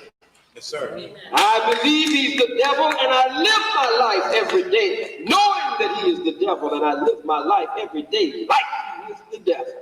And I don't fool myself Be yourself. about him being the devil. Be yourself. To lock Brother Yahweh Ben Yahweh up, a man who has done divine work in the midst of our people. A criminal locking up one of the righteous of God. The crackers in the courtroom are not righteous devils. How you gonna be a devil and be righteous? The two don't go together. Criminals run the courtroom. The judge is a criminal. The prosecutor is a criminal. The bailiff is a criminal. The damn turnkey at the jail is a criminal. The warden is a criminal. All of them are criminals. It's a criminal justice system. No right to charge, no right to judge Yahweh Ben Yahweh. No right whatsoever, brother. And we stand firmly with you and stand firmly with Yahweh Ben Yahweh in the liberation struggle for our people. I believe this with all of my heart, and no matter what I do, I will always believe that the white man is the devil, and I will always teach that the white man is the devil. And I will always teach it strong, and I will always teach it hard everywhere I go. Yes, sir. I believe in separation. Check. I'm not ashamed to say that. Some of you from the 60s who believed in separation and a nation of our own have turned into apologists for the white man now. Now you tiptoe on the subject. Now you're afraid to let everybody know or anybody know that you want freedom and independence. I don't want to be accepted by the white man. I don't want to serve in his Senate or in his Congress. Make it plain. Be a member of his congressional black caucus. Yes, sir. I don't want to be in the caucus. Not caucus, carcass. With a bunch of dead Negroes begging the white man. I don't want to be a caucus. I don't want to marry his woman and be seen with Susie Run with her to prove to everybody that I've changed. I've been to Mecca 7 times. And I have never come back. And you can never expect me to come back. And I ain't writing no postcards telling you, here I am in Mecca. And it's a sight to behold. Here I am sleeping on the same mat, eating from the same bowl, drinking from the same cup, with men whose skin is the whitest of white, whose hair is the blondest of blonde, whose eyes are the bluest of blue. This proves that integration can work the way Malcolm did when he went to Mecca. I've been all of those times, and every time I went to Mecca, I came back with the conclusion that there's more racism in Mecca than most places where they ain't supposed to. Where most places where it's supposed to be, there's more there than in those places. Racism so thick in Mecca, you can cut it with a knife. Racist imposter Arabs, sissies, switching all over the place, feeling on each other, kissing on each other. In the name of God. Got ghettos in Mecca. Black people on the streets down in the sand, in the dirt, begging, and arrogant white imposter Arabs throwing bread up in the air and let them hit the dirt, and black people scurrying in the dirt to eat off the ground when these no good bastards got oil, stealing and raping the land, which is our land. That's what I said. It ain't got nothing to do with no faggot sitting over there named Hussein over in Jordan, trying to make a peace accord with another cracker named, what's his name, Rabin, or some other cracker over there, or another hook-nosed cracker named Bill Clinton, going over to work out some peace agreement. The issue is not between the Arab and the Jew. The real land question has never been raised before. The real land question is between us and them. The land belonged to us before it belonged to either one of the bastards that's arguing over the land with them. And it's our oil money that they're spending on a daily and consistent basis. I'm going to say it. I'm going to say it. Thank you. Well, you might lose your life. I was born to die. Ain't nobody in here that was not born to die. Hey, ain't nobody in here gonna get off the planet alive.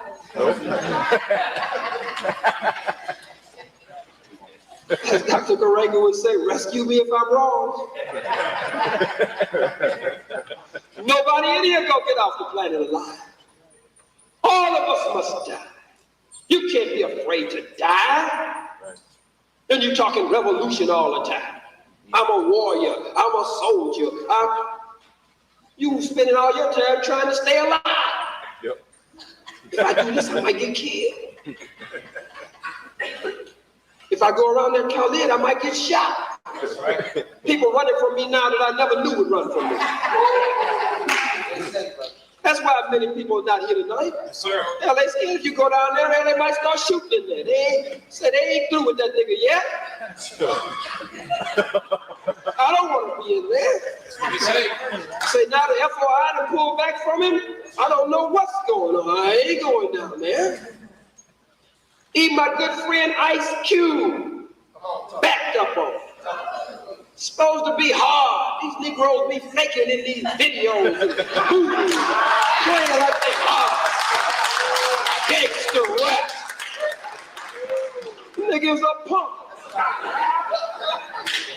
Ice Cube is melting on me.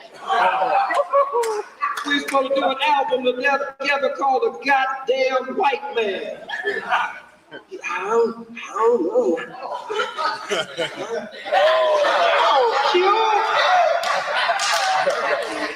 Oh, Mel told me, now, Q.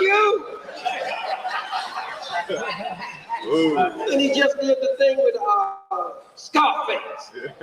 Talking about something about put the gat in your mouth until I make you vomit. I'm down with Khalid Abdul Muhammad. Where is he? I call him, he don't answer my call. He ducking, running scared, but he's a gangster rapper. All these nasty mouth Negroes, hard on black people. Snoop Doggy Dogg, I'm gonna look for Snoop and see if Snoop is hard as he say he is. Dr. Dre, I'm looking for all the hard gangster rappers. I'm going to look for T. Now, T ain't even been running from it. The night before I was the assassination attempt, T was right there with me in Los Angeles on the stage. So was Wesley Snipes. Good. Right there with me. But the rest of these niggas playing in movies. You the hardest one around in the movie. Looking hard, always got a play gun with no bullets in it. Acting like you're gonna shoot something. But in all the movies, you're killing black. That's right. Won't even make a movie where we're killing the cracker. That's true. Scared to make a movie like that. People running scared, running from it, backing up from it. The brothers and sisters, as the old folks say, as the MZ or the elders say, in the church, this little light of mine, I'm gonna let it shine. Sir. Let it shine, let it shine. Yes, sir. And I'm gonna wait until my change comes. As the old folks say, I'm gonna tarry a while. Ain't going nowhere. If you come in these audiences spying on me, incognito and incognito, to see if I'm gonna say something that you can go back and tell them that Khalid Muhammad is still as strong as he was before, and his stand and his position with Farrakhan is the same, and you couldn't even pick up a word of negative that you could take back. Now run and tell that.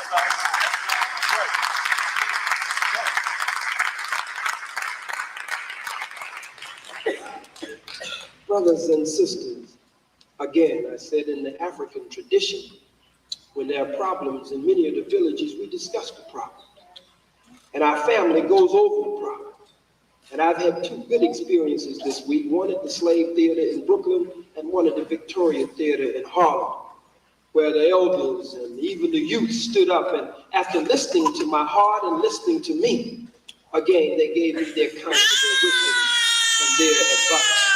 We even had Professor Smalls out the other night in Harlem, who gave us the benefit of his wisdom and years after having been the imam over the Muslim Mosque Incorporated that was started by Malcolm, and the Organization of African American Unity, the OAAU, the executive director of the OAAU that was started by Malcolm. So we heard from everybody.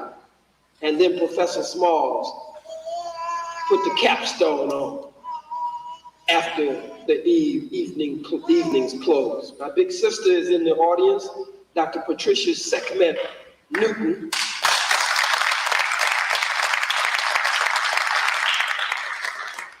Who wrote me a very warm, loving letter of wisdom, counsel, and advice. We will talk about it. And I've thought over it much.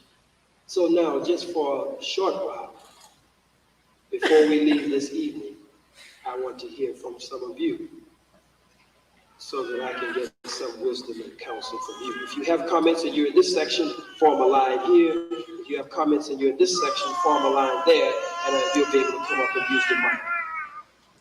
Any in this section before we get started? We have two in this section, one in this section. We got to hear from some elders. We got to hear from some sisters too.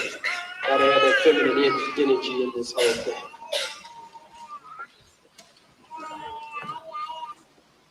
Say good evening, I'm Brother Khalid, Brother Daryl Green from Project Team. You know, as I look over the entire situation, everybody in this audience know that it's called divide and conquer.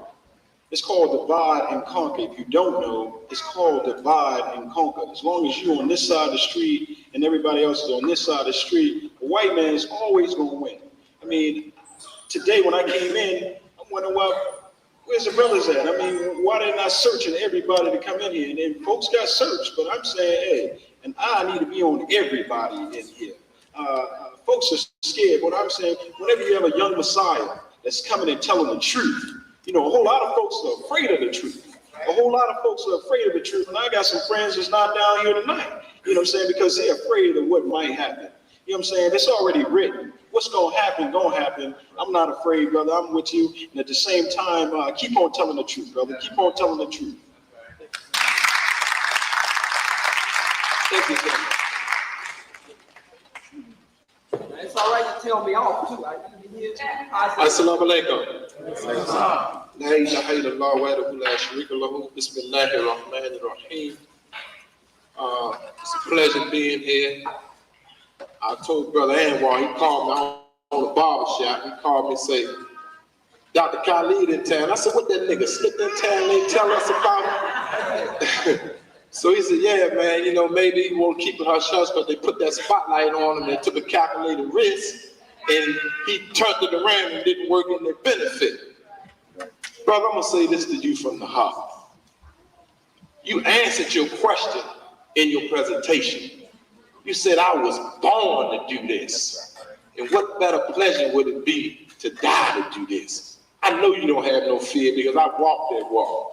I did 13 years in prison and I cracked the uncle's jaw. And everybody in the joint wouldn't walk to eat with me, wouldn't sit in the dining room with me. They would, you understand? So I'm saying, I've been there, you know, and I've been there. I wasn't in the street where I could hide and had security and all that. They would crack my door late at night, and the word that got around the whole compound was 1,600 brothers that Brother Raheem was bad news. So I know the lonely feeling. I know the paranoia that can set in. But there's an ayah in the Quran that says that those who take the road that is steep is free. But Allah subhanahu wa ta'ala loves those who is committed to him and to the service of his people. The work got to be done, brother. And if you got to go, you got to understand that Allah is the best plan, and he'll give somebody else the torch to carry on after you, just like he gave you the torch to take on what Malcolm did. Malcolm took it to another degree, you're going to take it to another degree, and you have to find pleasure in the commitment that you're giving your loyalty to Allah, and that what's happening now is his plan, and that you're just a small part of it, and just remain humble and carry on the struggle.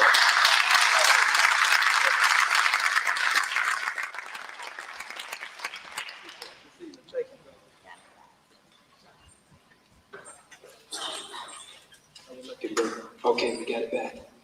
Hebrew. Shalom, shalom. Giving all praise and honor to the Most High, Supreme Lord of the universe. To my brother, Dr. Khalid, my teacher. I love you, my brother. And this comes from the heart. I love what you did in California with reference to standing up and taking out some soldiers and standing up for that brother who was taken on the telephone pole by the Klan. I never forget that incident. We need a black military that's on call and ready to make some moves. So I never will forget that moment. And if it be the will of the Most High, you will step back on the campus of Howard University. We had to bogart the whole institution and set the record straight that this man loves black people. And I want y'all to come on down to Howard University. Look out for it in the spring. I'm going to talk to this brother afterwards. And we're going to set it up. We're going to set the record straight at Howard University that we are not cowards down there. We got some hardcore brothers and sisters who are ready to get down with some serious business. Thank you. Brother say we're going to set the record straight, that we're going to call it now Coward University. That's exactly what it is, Coward University. My sister? Assalamu alaikum. Me and this brother go back about 10 or 15 years ago when we used to have the African History Club of Sojourner Douglas College, and he used to come here and do some speaking for us. And I honestly can say that I love this brother as a brother and as a friend. And one of the things that happened maybe about 5 or 10 years ago, when they were on Minister Farrakhan, we were at the Kennedy Center and they wouldn't allow the FOI to do any searching. So we had to go in there on faith. And I say this to everyone. This is why we're here tonight. Each one of us should be each other's back. You know, I mean, and we need to commend the brothers and the sisters that are here tonight. But most of all, I want to commend these sisters that are here. Because, we'll stand up. But the one thing that we need to continue to do and realize that this thing ain't going to work unless we work it together. I mean, the women ain't going to do it alone and the men ain't going to do it alone. But the thing of it is that we do have to work together. And one of the things that you said, brother, that I would love to see you go on with, I always believe, and the messenger taught us to always go to the root. That's right. So if you need the answers to your questions,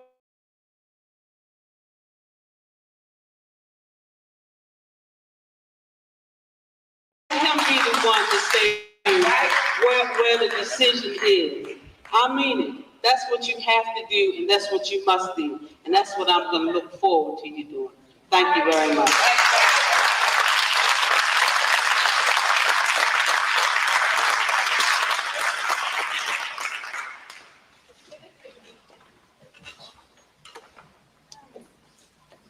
Assalamu alaikum. Bismillahirrahmanirrahim. Brother Khalid, if you say that you're the manifestation of Malcolm 30 years later, you understand that Malcolm said to always deal with the problem, always deal with the origin of the problem. If Minister Louis Farrakhan is your spiritual father, then you should understand that he who controls the diameter of your knowledge will control the circumference of your behavior. If you really want to understand what is going on in the Nation of Islam, what the Minister Louis Farrakhan feels about you and your presentation, then I would suggest, brother, out of love, that you go and talk to the minister. You understand me? Because some of the things that you're saying here may have a negative effect on those that are blind, deaf, and dumb, that don't really understand the essence. What are some of those things since you raised that point? Well, you say that, the FOI is not here. And normally no one has to call out the FOI to determine who the FOI is. As a follower of the Honorable Louis Farrakhan, I suggest personally that you contact the minister and find out why the FOI is not here, standing perpendicular on the square like you would like them to be. Because there are people here that will misconstrue what you are saying, brother. One thing that cannot be misconstrued, and that is the FOI is not here, not present, and not on post. You can't misconstrue that. So the point is, I said at the beginning of the lecture, that I have tried phone calls, I've tried everything. Now I'm going to go beyond, I don't know if you were here, I'm going to go beyond phone and pen, and that I am going to Chicago. Now, you don't just show up at the palace, but I'm going and camp in Chicago until I get to the Honorable Minister Louis Farrakhan. But let me say this, because otherwise, what you just said could cast a negative impression over the audience, unless it is cleared up. This is my life, not yours. I got shot, damn near killed. You didn't. And I have given all of my adult life to the Nation of Islam. Have been section leader, squad leader, lieutenant, first lieutenant, captain, supreme captain, national spokesman, national assistant, minister, all the way on up and down the line. And that's my family, and my brothers and sisters. I shouldn't have given a negative impression. I said that I was hurt over the fact that they were not here with me. I feel that I can set up security. I helped to rebuild the Nation of Islam by Allah's grace when there was no FOI, when there were no soldiers, nowhere. I was standing with the Honorable Minister Louis Farrakhan carrying 2 pistols a day, not for my own life, but if anybody looked cross-eyed at him to blow their goddamn head off of their shoulders. There was no FOI. And we went everywhere together. All over in Israel with the so-called Jews, slept on the same cot together, him on one end, me on the other end, big as that table almost, and me all up during the night watching his back. So that's the way I was then, and that's the way I am today. And as I said in my lecture, that is not subject to change. But what I said is also still 100% correct. I didn't lie. Why do you always want me to apologize for telling the truth or tiptoe through the truth? That's right. The FOI is not here. That's right. And I didn't even know the brothers that weren't in uniform. Sister Deborah asked them to stand, and when she asked them to stand, I was surprised at how many brothers stood up with tennis shoes on and caps and stuff. She knew them. I didn't know.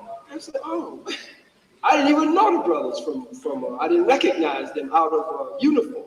So, brother, my life is on the line, but I don't believe that Allah intends that I lose my life now. Yes, sir. I believe that my life is that He saved it and preserved it for a reason. That's right. But I repeat, for some reason, the FOI has not been with me for the past few lectures.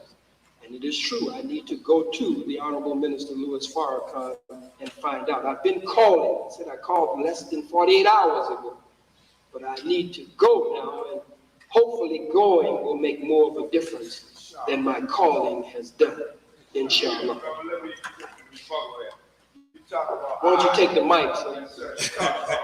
You know, about the transition that you evolved through the process of the Nation of Islam. Let me tell you, beloved, the Nation of Islam didn't begin with you, even though all those positions that you held.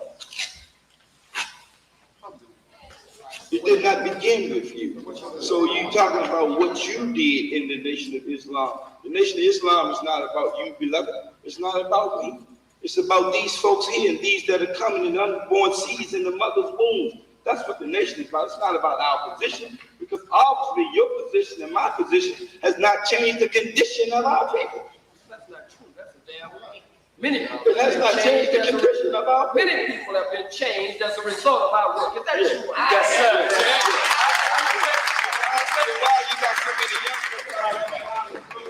Why you got so many that used to be on crime and drugs and they own it no damn more?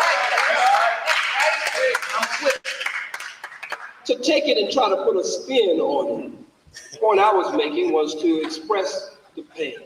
Yes, sir. And the level of my commitment and dedication. And I think that was clear to anybody who wanted it to be clear. Now, you need a forum just to prove or go back and say that you really stood and defended. Well, you got that opportunity here tonight to say whatever you want to say. But what I said, I stand on what I said. It is true, the Nation of Islam began long before me, but it was destroyed, went down to nothing. And I didn't see you. And it was not popular to walk with the Honorable Minister Louis Farrakhan then. It wasn't popular.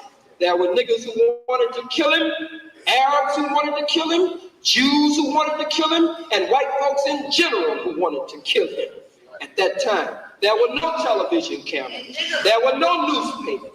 There were no big auditoriums. None of that existed. I had no money, no fame, no fortune. So I didn't get with him for the bright lights and stand in the glare of the TV cameras. I stood with him with nobody was with him with one or two or few because of my love for him.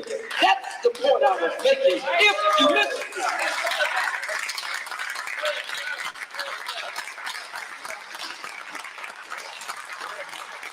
Allah is sufficient for me, my brother, in terms of what you say. Check. Brother David, Project Team, I'd just like to say to this brother, Brother Khaled has definitely had an impact on a lot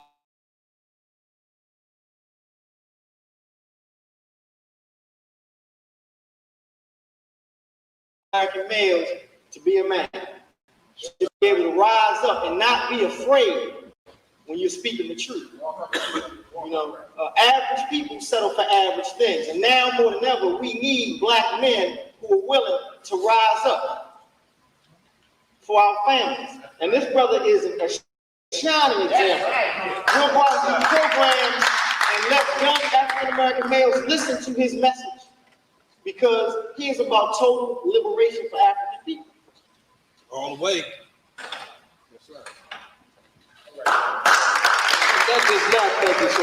that does not take anything away from the Honorable Minister Louis Farrakhan. He made me. He taught me. He shaped me. He represented me. Well, brother, you say that's who you represent. According to the work that the brother just said, by God's grace, that I'm doing in the community, that's who I represent too. Because everywhere I go, when I speak to them, I don't say, come on and follow me. I raise them up by the thousands all over, and I turn them over to the Honorable Minister Louis Farrakhan. That's representing him. Anything else is just running off at the jibs, you know what I'm saying?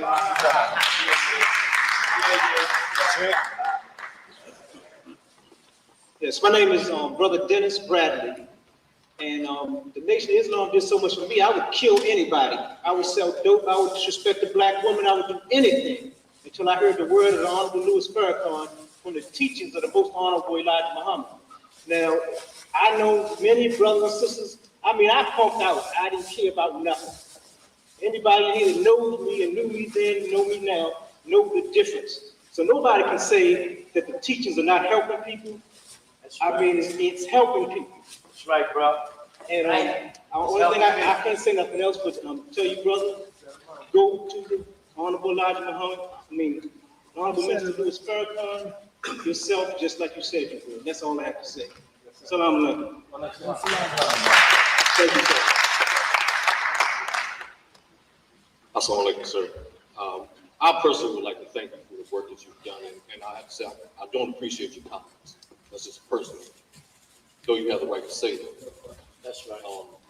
Because of the work that you've done, the example you had, and Minister Farrakhan, I would like to be a witness that what I've heard from you is in support of them, and that you simply would like to hear from them exactly what you need to do. The speech that you gave, I personally, with the level of knowledge I have, didn't see anything wrong with it. My military background, that's how we would talk about the enemy.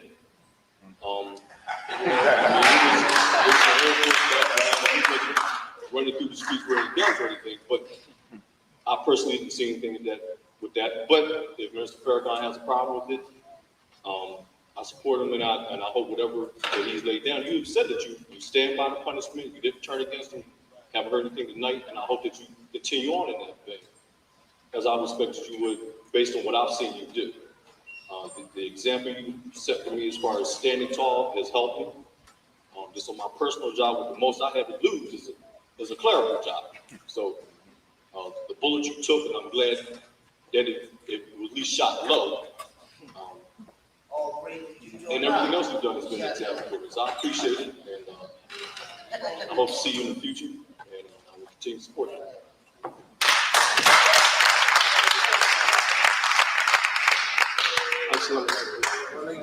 In the name of Allah, the Beneficent and Merciful, give all praise to Allah. I'm honored to be before you and standing just to ask this brother a question in context, because I know that I was one of the brothers that I did also 13 years in the penal system, but before I went into the penal system, I was a member of the Nation of Islam as a kid in Baltimore, Maryland, before Minister Farrakhan restood the nation up with the help of soldiers like Dr. Khalid Muhammad and many, many others. This is a legitimate question that needs to be asked, because I'm saying that what we're fighting for today is not about Dr. Khalid, and as a Muslim, I cannot bring partners, and I can't, the real of the deal is, and he's my leader, teacher, and guide, the Honorable Minister Louis Farrakhan, but it's not about him.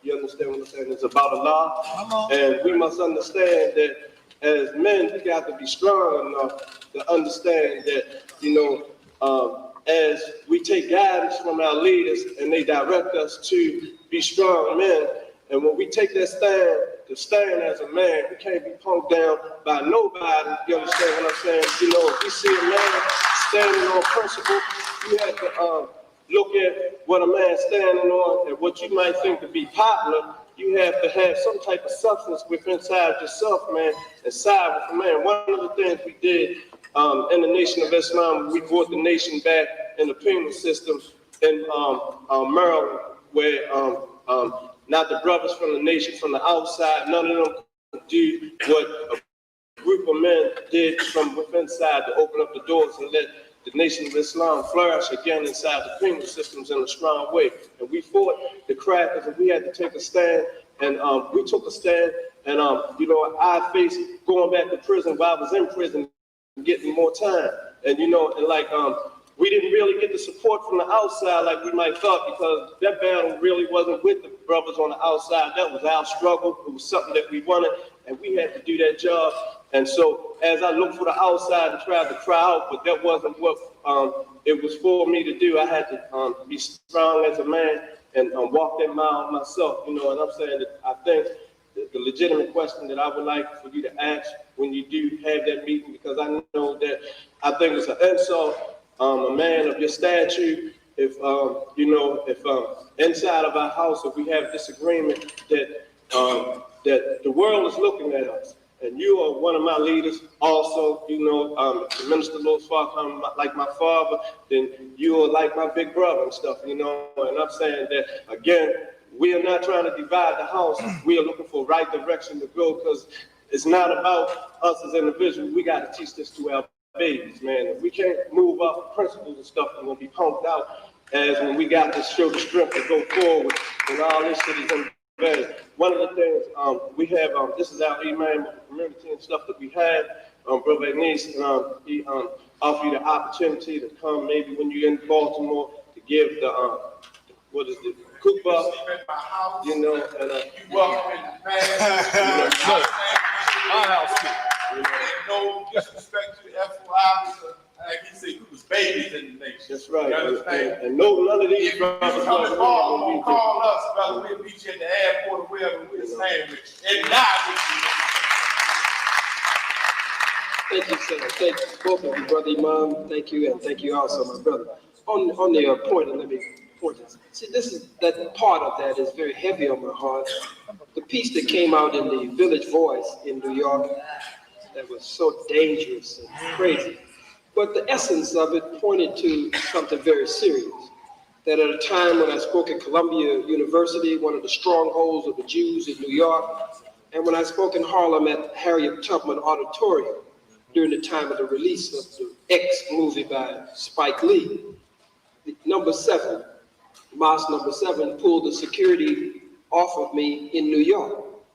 But what you may not know, my brother and others, is on that day, May 29th, when the attempt was made on my life, Mosque number 27 in Los Angeles had pulled the security off of me. And Mosque number 27, the Western Regional Headquarters, did not send anybody to secure me that day at Riverside University. So this is something that you have to know the inner workings of. And it didn't just start tonight with Baltimore and number 6. This has been going on for a long time. In fact, the Honorable Minister Louis Farrakhan, I know this for a fact, has called different captains on the carpet and first lieutenants and some ministers for different cities with all of the mess and politics who did not provide security for me over a period of time before any of this even started. So you have to know that history. And when people start shooting at you and trying to kill you because somebody's supposed to be present that ain't present, you see, these brothers from the penitentiary, I've been to federal jail, to federal penitentiary. I know what it's like to be in the hole and to be stripped buck naked and to have chains on you and shackled and bent over. Some freakish white boy look all up in your backside and searching, looking all in your earlobe, under your tongue and stuff. You be in the hole and it's so black until you can't even see the hand, your hand in front of your face. I know what that's like.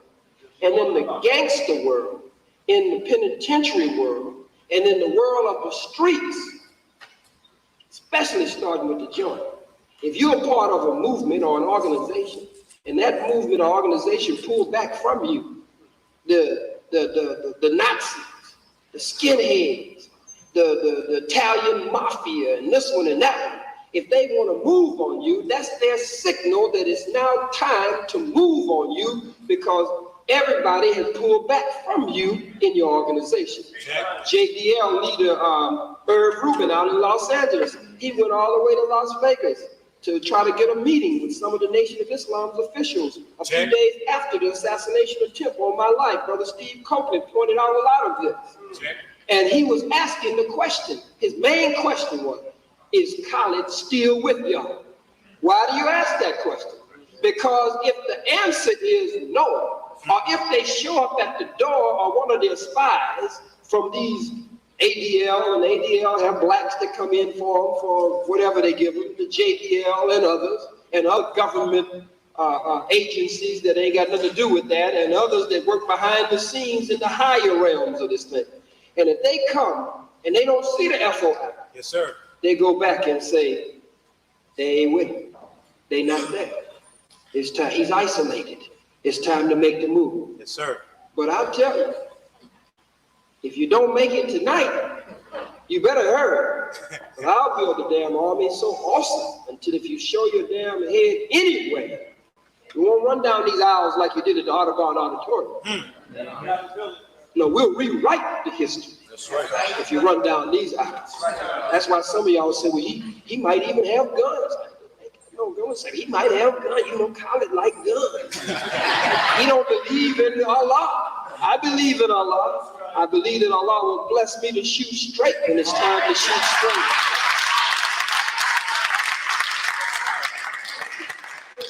You're not going to isolate me. Didn't come with all kind of 9mm. They found 3 9mm, 2 30-06 with scopes on them. People didn't come to play with me. Yes, sir. And I don't intend to play with them. So don't worry about that. I ain't worried about that. I'm dealing with matters of the heart and the family. I ain't dealing with trying to show up the FOI. Hell, the FOI is showing me up. If you isolate me and push me out there like that, then the devil could move to kill me and attempt to lay my body at the door of the Nation of Islam, the way they try to lay Malcolm's body at the door of the Nation of Islam 30 years later, knowing that they're dirty, filthy, syphilis, gonorrhea, AIDS, herpes, white hands are responsible for pulling the trigger on Malcolm. But they kill him and then lay his body at the door, metaphorically, of the Nation of Islam. That's what's being set up right now. Sir. That's what's being set up.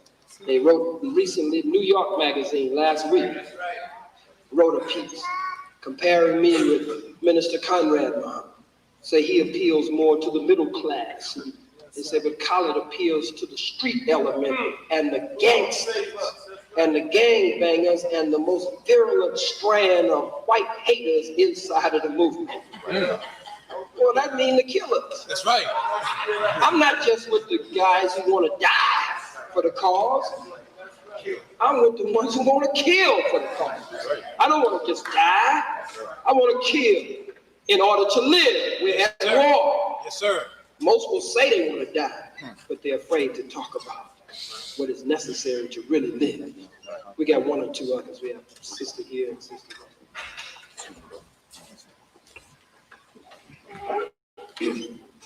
I would like to know if you are able to meet with the minister. What is your hopes? What would you like the outcome to be? And whatever happened, may the blessing of Allah be with you. Very good question. Thank you, sister. Very good question. What would I hope?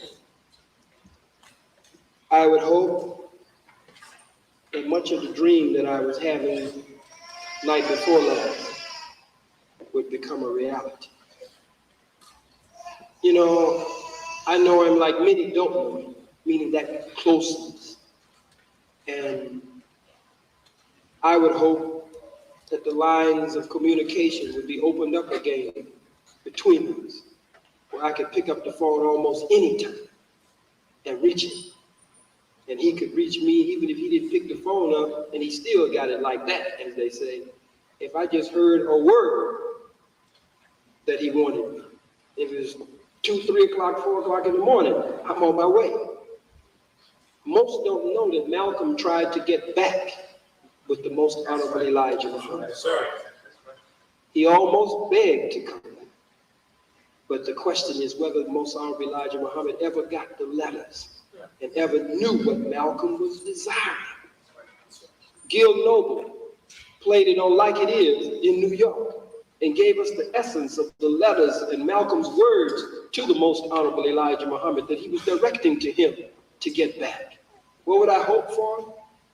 I would hope more now, again, to be close to him and feel the love and the warmth that a son feels from the father or a student from the teacher or a follower from the leader than anything else. I've been everything in the Nation of Islam by God's grace that you could be. Every position in the Nation of Islam, I've had it by God's grace.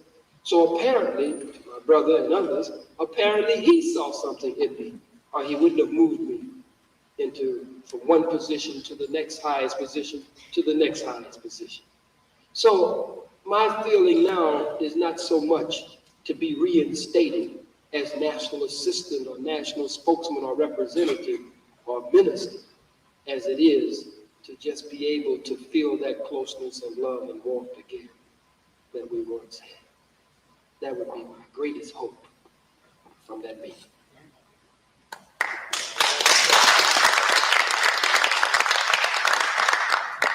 Assalamu alaikum, family. Dr. Collins, my name is Brother Quan. This is Sister Chanel. We're from the Action Now organization. The organization was formed out of your teaching, your study. You have meant so much to us.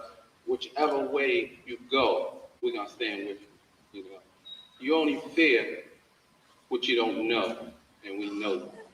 We feel that. It's all about each one, reach one, so we can teach one. You definitely have reached us, you know. So I'm a little bit nervous right now, but I feel great that I'm talking to my people. We are divided by land, not by color. We divided by titles and labels. We this, we that, but we all black, and we're gonna die black. As long as we sit back and stay divided, they will conquer us. That's what they're looking for. Our children are running around here dying in the streets because they from CBS and from Lawson Mountain and all these other street names. But we all family. We divided by these titles and labels. That's the only thing that's dividing us right now. If we stand up and be black, we're gonna be all right. We sit down, we're not gonna be all right. We have to start helping one another. Start taking care of our elders. Start taking care of our children. It takes a village to raise one child. When you see a kid that's running around in the streets doing the wrong thing, say something to him. That's right. We have to stand up and get rid of the bull. I would like to turn the mic over to my sister. Peace. What I really want to say is that if for no other reason, I honestly and strongly believe that you are a special messenger from God. If no one in this room believes it, I believe it. We are at war. You are an instrument in that war. We have many historians with wisdom to teach us, but we only have one historian with the courage, the power, and the knowledge to move us. We can take the wisdom, but we need the energy and the motivation to act on it. I strongly believe that right now you have an up-and-coming generation. You need a young Messiah to be able to move and motivate that generation. We are not a lost generation. It's really time for our historians to pass the torch on. The torch is yours to pass on to us. We're the only thing that's going to save us is us. Our young people need the teachings that you have. If you become silent, you deprive yourself and us of what we need to get us out of the hell that we're in. I pray that you and the minister align yourself again together so that you can feel the burden lift off your heart so you can continue what Allah has put you here for. I want to thank both of you. And I want to say, you know, I'm not a fool, but I know that it's a very weighty thing when people look up to you and honor you.